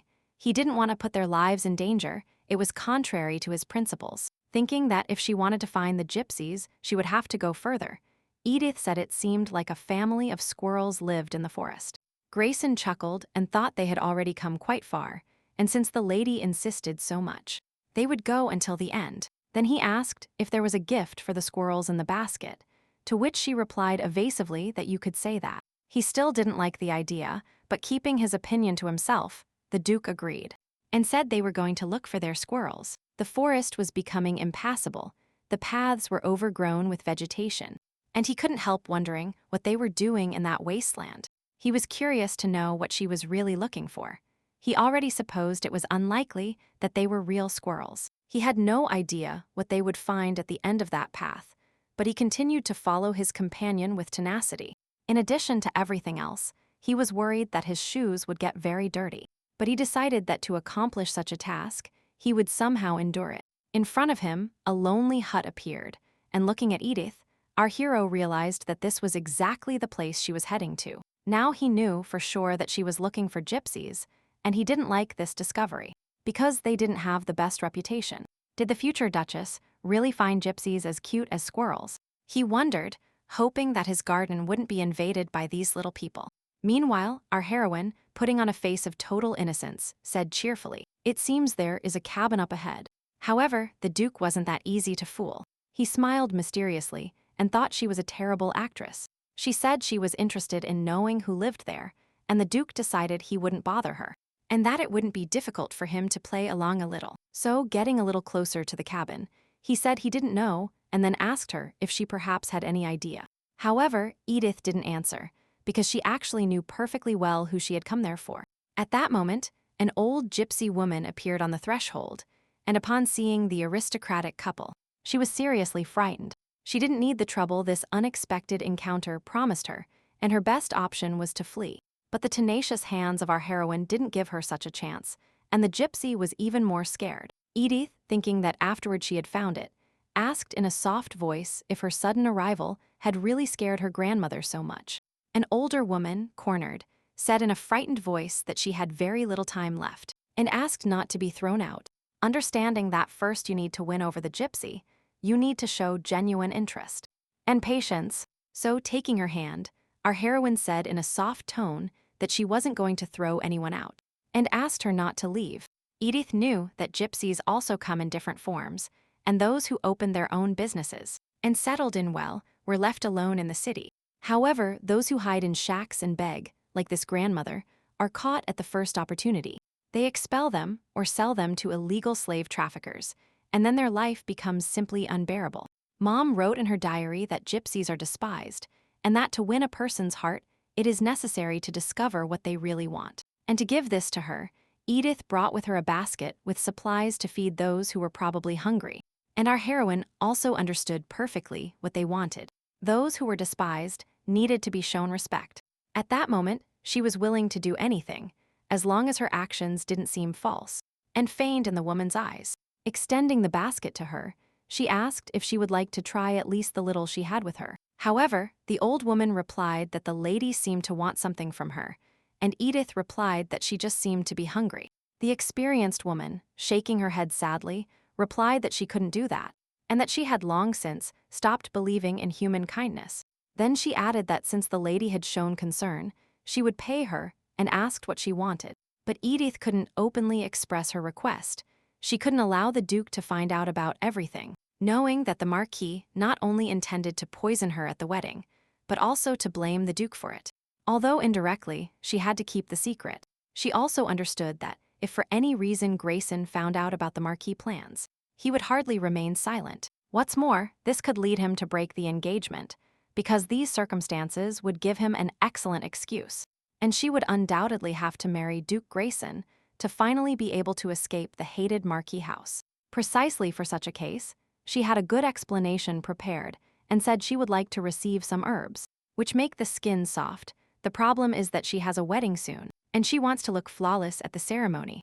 The old woman, after congratulating her on this event, asked if she should then collect herbs for the skin as a wedding gift. And as much as our heroine wanted to appear casual, the Duke, suspecting something was wrong, thought she was hiding something. The gypsy asked her to wait outside, but Edith needed to tell her the real reason she had come there. She had no place left to retreat. She had to finish what she had started at any cost. Otherwise, a disastrous end awaited her. And with a careful move, she wrote Flarin on the woman's palm, and she, moving away, warned her that it was very dangerous. Edith knew it would be difficult to persuade her to give her the antidote, but she had to try. So, lowering her voice to a whisper, she said she needed the root, to which she received the response that it was also dangerous. And it left traces. The herbalist whispered and asked if the lady could take something else. There were several poisonous herbs that left no trace. At that moment, our heroine realized her request sounded more like sending someone to the other world. But Edith didn't want to kill anyone, so she told the gypsy, explaining that it was necessary for her own survival. Then the old woman sighed and nodded. As if forced to do so, her gaze showed that she didn't like what the young woman had in mind. Without raising her voice, she added that it wasn't safe. They would harm the lady, even if she accepted them to protect herself. Looking at the guest, she said this could cause infertility in the woman, and our heroine felt her legs giving way. It was as if all her strength had abandoned her, and she was suddenly about to lose herself. And her heart began to beat faster from terror. A memory crossed my mind. It would be better for them to conceive a child about 6 months after the wedding. And if the heir is the son of a crazy woman, then no one will take into account the Duke's Meyer's house. Edith was facing a terrible choice. Her life was at stake. But at the same time, she was condemning herself to a life without children. She decided it didn't matter. When the Duke realized he couldn't have an heir, everything would be over. Her death, or theirs, will occur within a few years, and afterward she could quietly renounce the title of Duchess. The gypsy, upon returning the basket, said that the herb, resembling a dry human hand, softens the skin. She told me that I should rub it well and then steep it in eau de toilette. This would be beneficial for my skin. Edith did what she intended, but she knew she had taken an important and risky step. Despite the outward determination, a shadow of doubt remained in her soul, and a fear that the price of this victory could be too high.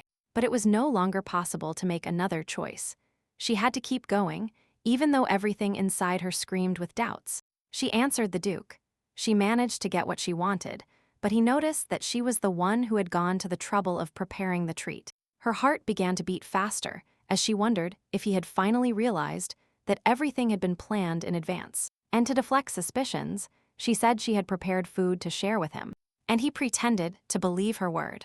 Grayson decided not to think twice about it, although he felt there was more than met the eye. He thought that for now it was better to leave everything as it was, but he understood that in the future he would have to find out what was happening. Without noticing his suspicions, she thought with relief that it was good that the Duke hadn't interrogated her about everything. At that moment, the only thing that mattered to her was that she had obtained the Flarin root, and she understood that the potion would have to be prepared in advance. But she couldn't understand when would be the best time to take it, and she was so immersed in her thoughts that she didn't look at her feet. Luckily, his arms managed to catch her in time, and she found herself in his warm embrace. At that moment, she felt a forgotten sensation. The warmth, security, and sweet hope that had long ago disappeared from her heart. Time seemed to stop, and for a moment everything around her disappeared. She took a deep breath, feeling his presence that reminded her of her mother's embrace, and a shadow of a smile illuminated her eyes. After her mother's death, the first time someone hugged her, his chest was broad and firm, and it wasn't like the ones she had as a child, but it still felt as warm as with her mother, and she wondered how he would react if she buried her face in his chest. She thought that he would probably be surprised or shudder with disgust, considering her behavior too vulgar. But to her surprise, he simply looked at her with a thoughtful expression and said she had very beautiful eyes. Her heart began to beat strongly when he said it was as if 2 suns were shining in them, and his gaze remained soft and sincere. The words sounded like a compliment, and for a moment everything around her seemed to dissipate. She felt heat and a slight tremor inside, as if his confession had opened the door to a world of completely new feelings.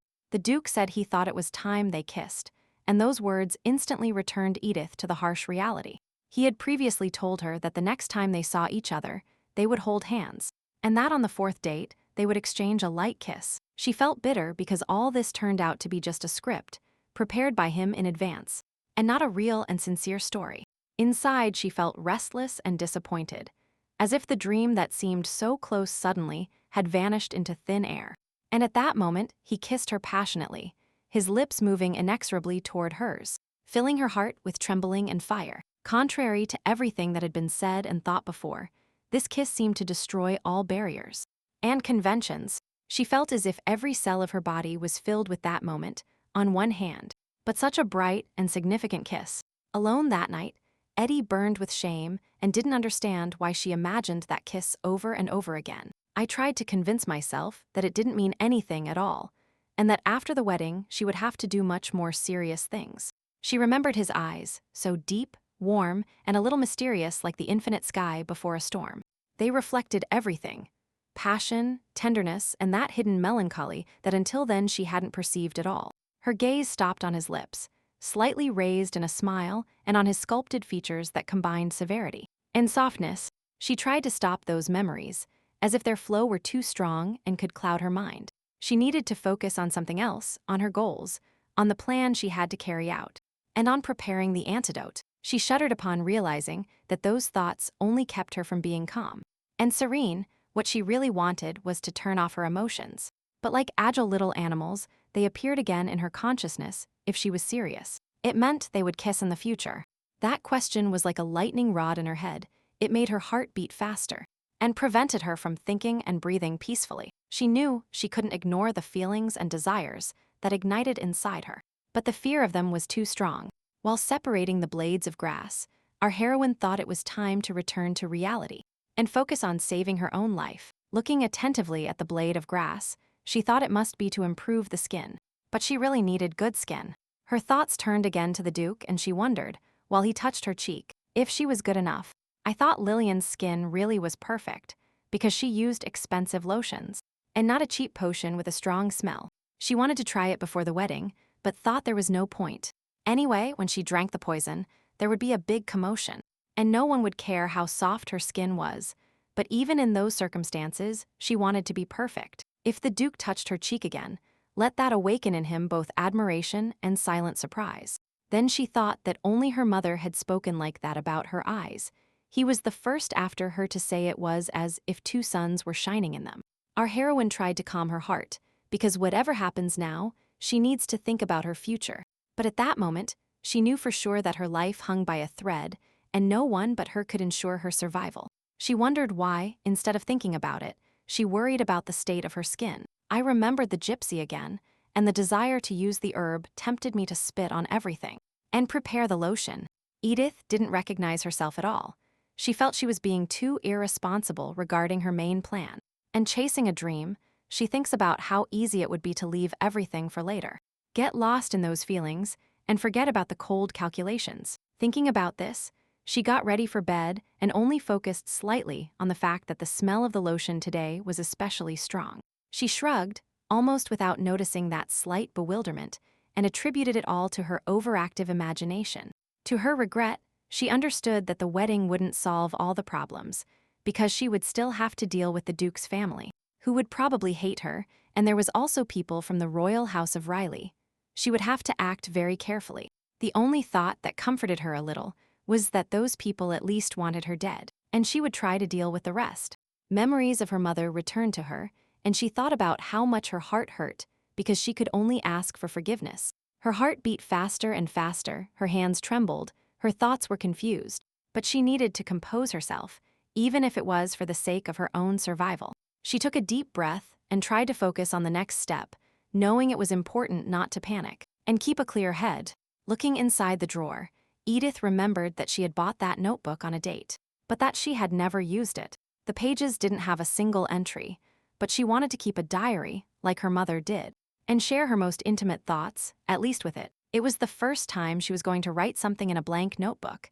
It was an exciting moment, full of anticipation and a little fear. A sheet of paper, white as snow and inviting, as if it were waiting for the first touch of her thought, the first stroke of her pen. After writing the date March 11th, she remembered Grayson and his words about how, when she lowered her head during a conversation, he got confused. Her hands trembled a little as she wrote the words about the Duke of Grayson being strange, and she thought that that wasn't what she wanted to write at all. Without understanding if it was possible to write like that, she read the note again, as if she hoped to find some hidden meaning in it, or some mistake. A vague sensation made her heart beat faster. Perhaps she should leave everything as it is, and simply express her thoughts. After all, Mom also wrote down everything that came to her mind. And then our heroine wrote that today she received dried herbs from her grandmother. Then she added that she wanted to survive, her deepest desire at that moment, pouring all her desperate plea onto the paper. The fear that had previously gripped my throat with icy force now took shape. It became tangible, but at the same time a little less terrifying. She wished so much that everything would return to its place, that her fears would disappear, and that hope would be reborn in her heart. Edith thought that although there was nothing good in this world, and although her mother was the only light in her life, she was gone, she still desperately wanted to live, although she herself couldn't explain where that longing for a life in which there was nothing bright or mother came from. Sometimes it seemed to her that everything inside her was shrinking from hopelessness, but deep in her soul there was still some spark lurking. That little hope lived like a silent whisper in her heart, reminding her that even in the darkest night, there was room for light. And having written that she would see them collapse and scream in despair, she realized that it was precisely the desire for revenge that gave her strength. Just like her and her mother, our heroine wanted to see their helplessness with her own eyes. Sharing her thoughts in her diary made her feel lighter, as if the words she wrote took some of the weight off her soul. Time seemed to slow down, and in that quiet solitude she felt some relief. A crack in the wall of despair. Now she could breathe a little easier to move on, because she no longer had to keep it all inside. However, she could not foresee that a new ordeal, prepared for her by the beautiful ladies, had already befallen her. She felt her cheeks itching, but only when she looked in the mirror did she realize that she saw something unimaginable in her reflection. She didn't understand what had happened, because until recently she didn't have a single flaw. But now her whole face was burning and covered in spots. She carefully ran her hand over her cheeks and noticed that the unpleasant sensation intensified, and the spots became brighter. A look in the mirror was like a blow to her. She didn't see the usual girl, but something unknown. With a confused face. At that moment, the Marchioness appeared on the threshold of her room, gasped and asked sympathetically what had happened to her face.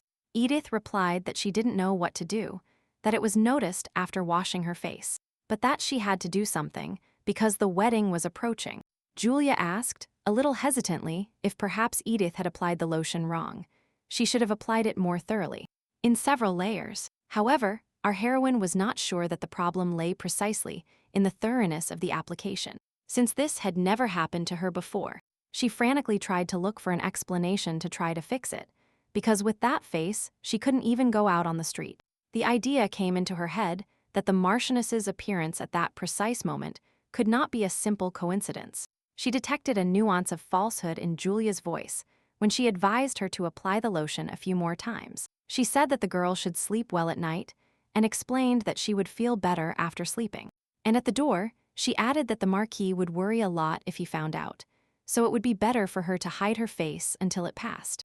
The Marchioness thought to herself that the Marquis was so anxious to marry Edith to the Duke that he would definitely call a doctor if he saw this. However, she knew for sure that it wouldn't help, and even after the treatment it was unlikely to improve. Most likely, it would only get worse. After all, that was precisely the effect she had been looking for. And that's why she was now enjoying the damage she had caused and her petty revenge. Julia felt stronger, because the pain she had inflicted gave her a sweet sense of her own power. At that moment, an uncontrollable malice overcame her, and she laughed out loud, realizing that, after all, she had made someone suffer. This painful, but so desirable, effect filled her with a sense of power, as if she could change everything as she pleased. She wanted to take Edith out to the street right now and show everyone that ugliness, that face that had become like a witch's. Julia thought about when people compared her beauty to Ileana's, and her heart filled with anger and humiliation. These comparisons always seemed unfair to her, but now Edith will be able to feel it on her own skin. The maid could barely contain her emotion. She couldn't even imagine that such a misfortune would happen to her lady in a single night. All her care and devotion were now imprinted in a quiet fear for the future, and she prayed that everything would be resolved. Rennie felt helpless, but the lady asked her to calm down because she would really need her help. Our heroine didn't want to scare the maid, but she still had to explain at least a little of what she already knew. She said that someone seemed to have put something terrible in the toilet water, but that she still wasn't sure exactly what it was. When the maid asked who had dared, Edith thought for a moment and assumed it was most likely the work of the vengeful Marchioness. A shadow of suspicion flashed in her gaze, because no one could have used the lotion so cunningly except this woman. The Marchioness had already done similar tricks before, and usually after her mischief. She would come to them with her mother to admire the result. She would watch their antics with a slight smile and enjoy that feeling of power and superiority. Today Julia went to see her and told her to apply more cologne on her face, thus giving herself away. Therefore, it wasn't difficult to reach the conclusion that she was the one to blame for what happened, and that the Marchioness had mixed something into the lotion. Edith asked the maid to listen carefully, and told her that what they were going to do should not go beyond that room. Then she said that Rennie would go to the market and buy a hat with a thick veil that would completely cover her face, and lotion, and if anyone on the estate asks what the maid bought, then only talk about the hat, and hide the lotion. After sending Rennie shopping, our heroine began to think about her next steps. With plans swirling in her head, every decision seemed important, as if she were playing chess, and a lot depended on the result. So it was worth thinking everything through to the last detail. Inside she felt tension, but outside she remained calm because she knew that in this world, whoever can control themselves is stronger. Although she still couldn't fully trust Rennie, she urgently needed someone to run all kinds of errands for her. Once again, our heroine understood perfectly that when her skin improved, Julia would look for a way to ruin her face again. Therefore, before the wedding, the Marchioness must believe that her face is still disfigured. Only in this case will she not make other attempts. Edith thought bitterly that there was already so much to think about and prepare, and she had no strength left just for Julia. Soon the maid returned, and our heroine thought that they had conspired against her. The Marquis wanted to kill her, and his wife had ruined her face. Mixed feelings of anger, resentment, and anxiety boiled inside me, because every new obstacle seemed like a more sophisticated attack. Then her thoughts briefly stopped to prepare the potion, and once again she remembered every word the gypsy had spoken. She also thought about how in this world, every layer of threat only made her path to freedom more difficult, and decided that she wouldn't let them ruin everything. Rennie asked excitedly if the lady would really apply that unpleasant substance to herself, and Edith replied that everything would be fine. In fact, she wasn't 100% sure of this, but she had no other choice and had nothing else to look forward to. After breathing cautiously, she decided to act according to the worst-case scenario and face the blows, even if her faith in a good result had almost faded away. In the midst of that misty uncertainty, she felt fear slowly seeping into every cell of her body, making her heart beat faster. However, driven by the desire to survive, she asked Renee to go to the Lion Theater, located on Red Rose. Look for a makeup artist there, and tell him that perhaps a certain noble lady will visit him the next day. The Marquis was beside himself with rage, and hurried through the long corridors of the estate to see everything with his own eyes. He couldn't believe that a stupid prank could ruin all his plans, because every decision he made was thought out to the smallest detail. His face twisted in anger as he imagined the consequences. Everything he had planned was now in danger. He knew he had to fix the situation immediately, or his carefully built game would be at risk. But when he saw Edith's face, he realized that everything was out of his control, because the only valuable thing in her was her appearance. The Marquis shouted and raged. His voice resonated throughout the estate, filling the whole area with an atmosphere of anger and disappointment. Edith even felt sorry for Julia, because she knew she couldn't tell the Marquis about her condition.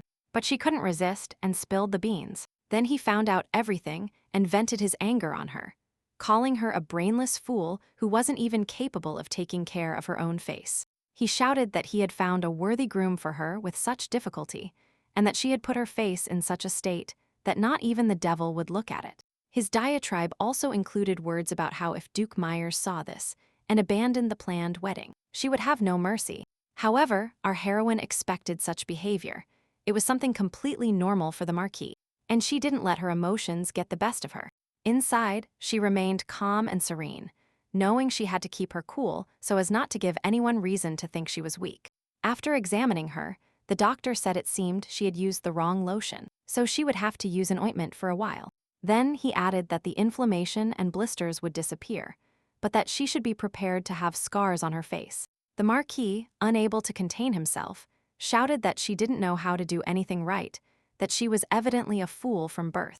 That's how those of low birth were. As soon as Renee arrived running to support the mistress, our heroine suddenly felt sorry for the girl, because she had to witness this humiliation.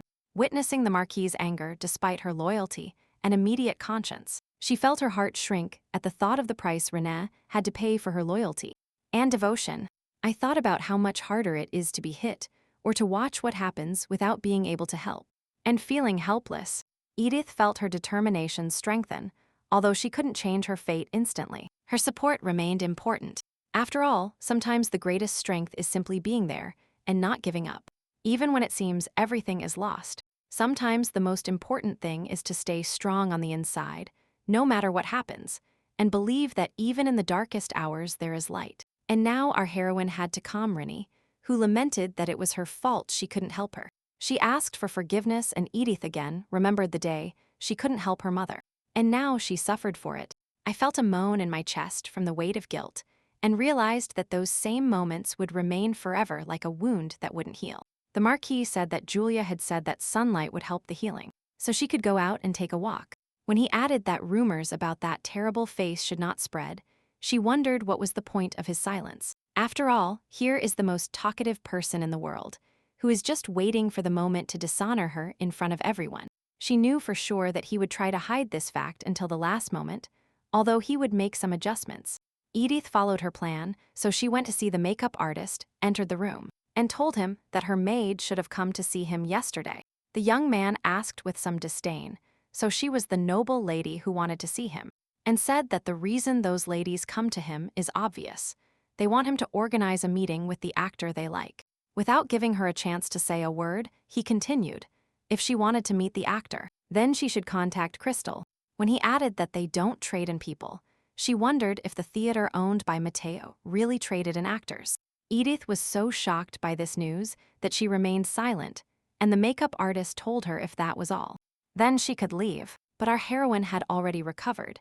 She hadn't come here to leave without even explaining the reason for her visit. She saw his reaction, so she put on an embarrassed smile and said that he could see that she wasn't in the best shape. When you need to spend money, you must spend it without hesitation. Trying to save coins can lead to losing everything. That was what her mother had written in her diary, and now it was doubly important, because her life was at stake. So she said she would give him a gold piece as a deposit, and if everything went well, he would receive 10 more. Then she explained to him that all he would have to do was, once her skin had healed, make it look like it does now. The makeup artist thought that a gold coin wasn't a small sum, and that with that money, the family could live for 3 months. Edith continued by saying that if he kept her visit today a secret, he would receive 5 gold pieces without even starting work. A cunning gleam appeared in his eyes because 5 gold pieces for silence sounded very tempting. He nodded slowly. He said it was a good offer and promised to keep his mouth shut, but in his heart, he was already making plans about how he could spend the money. And our heroine thought that's why everyone talks about money, and now, she understands why the Marquis family is so obsessed with gold. Our hero was also tormented by that kiss, and thought about it even at times when he had to devote his energy to work. The Duke reflected that he didn't understand what was good about that obscene act, why everyone talked about kisses. However, when he saw Edith's bright eyes, and her lips seemed so sweet, he kissed her on impulse. He felt the warmth of her hand and the softness of her lips, as if she herself, with her movements, wrapped him in tenderness. Suddenly, everything around him seemed to disappear. At that moment, he realized that nothing was more important than that moment, and everyone around him disappeared into the shadow of his feelings. Grayson suddenly realized that sometimes it wasn't that bad when things didn't go according to plan, and I realized that sometimes spontaneity brings more vibrant colors and emotions to life than carefully constructed plans. His attention turned to the lady, and even seeing only her back and her bright red hair, he instantly realized that it was Lady Edith. My heart started beating faster, and an unusual desire ignited in my chest to follow her, to discover where she was going. Curiosity and restraint fought inside him, but an overwhelming desire to be closer overcame him, and he took a step forward. However, she was so absorbed in the search for the book that she didn't even notice him approaching.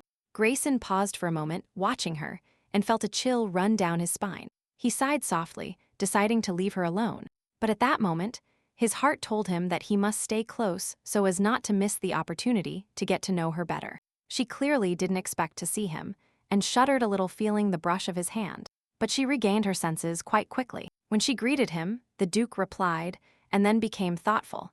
He was completely unable to explain his sudden impulse. He wondered why he touched her hand when he could have simply called her, and leave it all in words.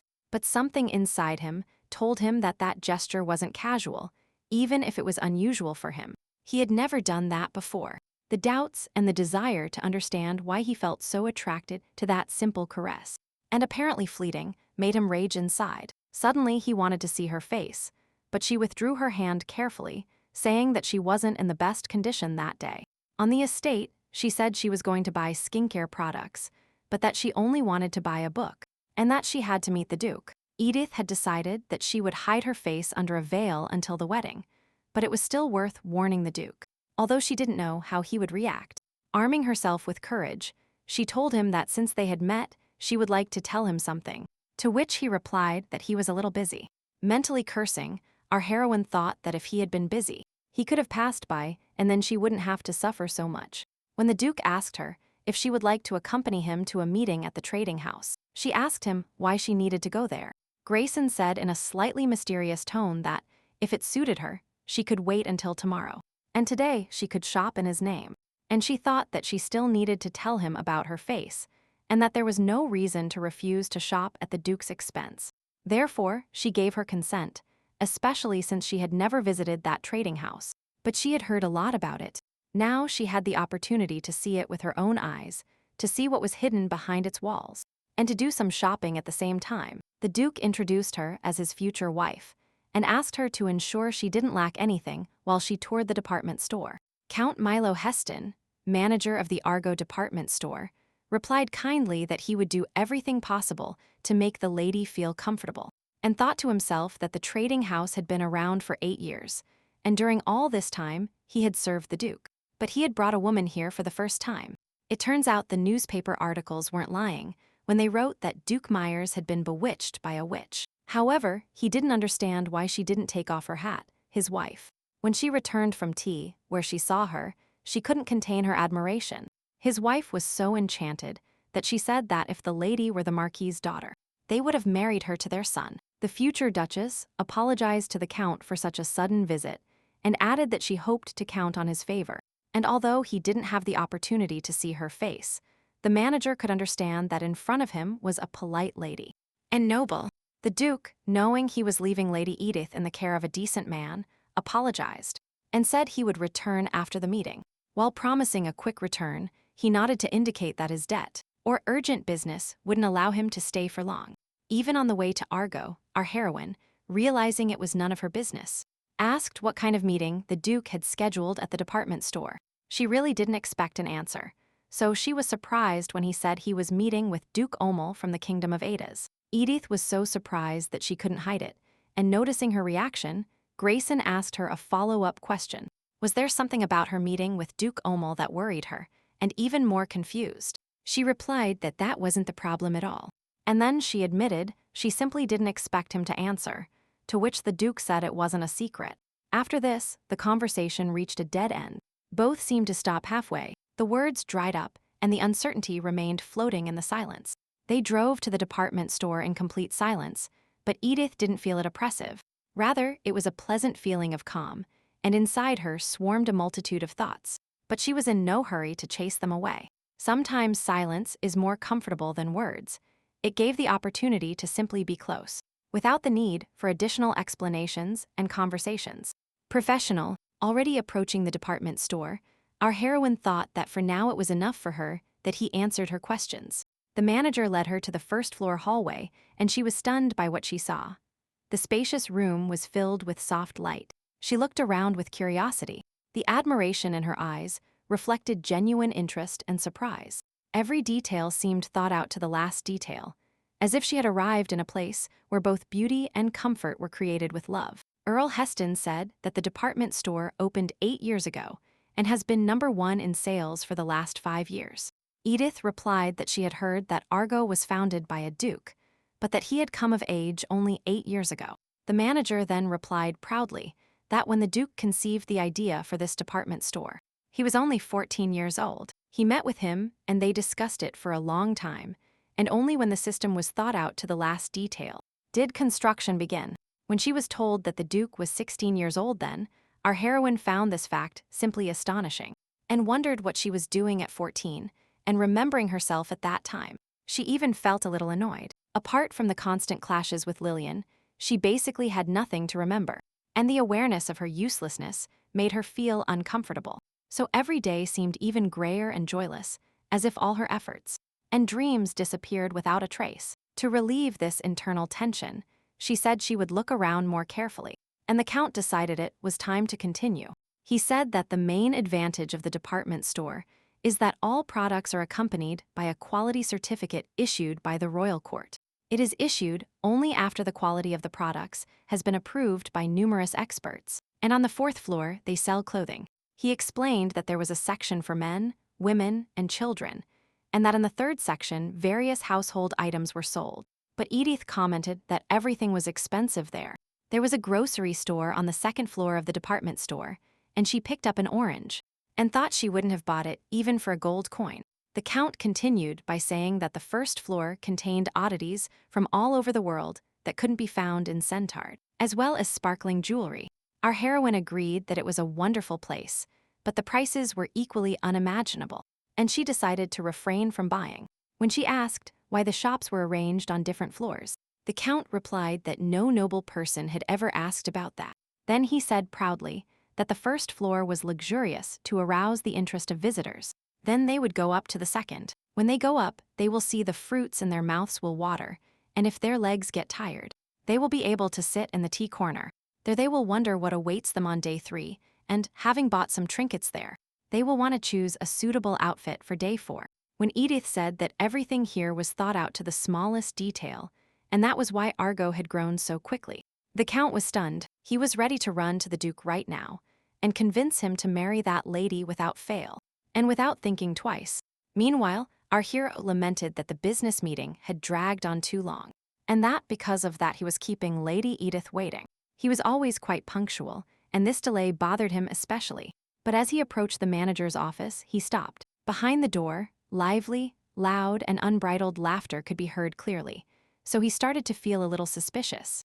Without expecting such a lively atmosphere in that usually strict place, he entered the office saying he felt he was disturbing someone. There was slight discomfort in the room for only a couple of seconds, but for some reason, it only embarrassed him a little. The Count was curious to know how the conversation had gone, to which our hero replied that it had gone quite well, and asked how they were. When he asked if she had finished shopping, Edith replied with some evasion that she had toured the entire department store with the Count. The manager, realizing his mission was over, said he would probably leave then, and quickly withdrew. And the Duke said that the Count was very demanding of people, so he was curious how she managed to win him over so quickly. When she said that she considered Earl Heston a very kind and pleasant man, Grayson replied that the same went for guests. She noted that she was also a guest, and then the Duke thought that, however, the mood was somewhat different. But he didn't say it out loud, but said that she had told him she wanted to tell him something. So now he was ready to listen to her.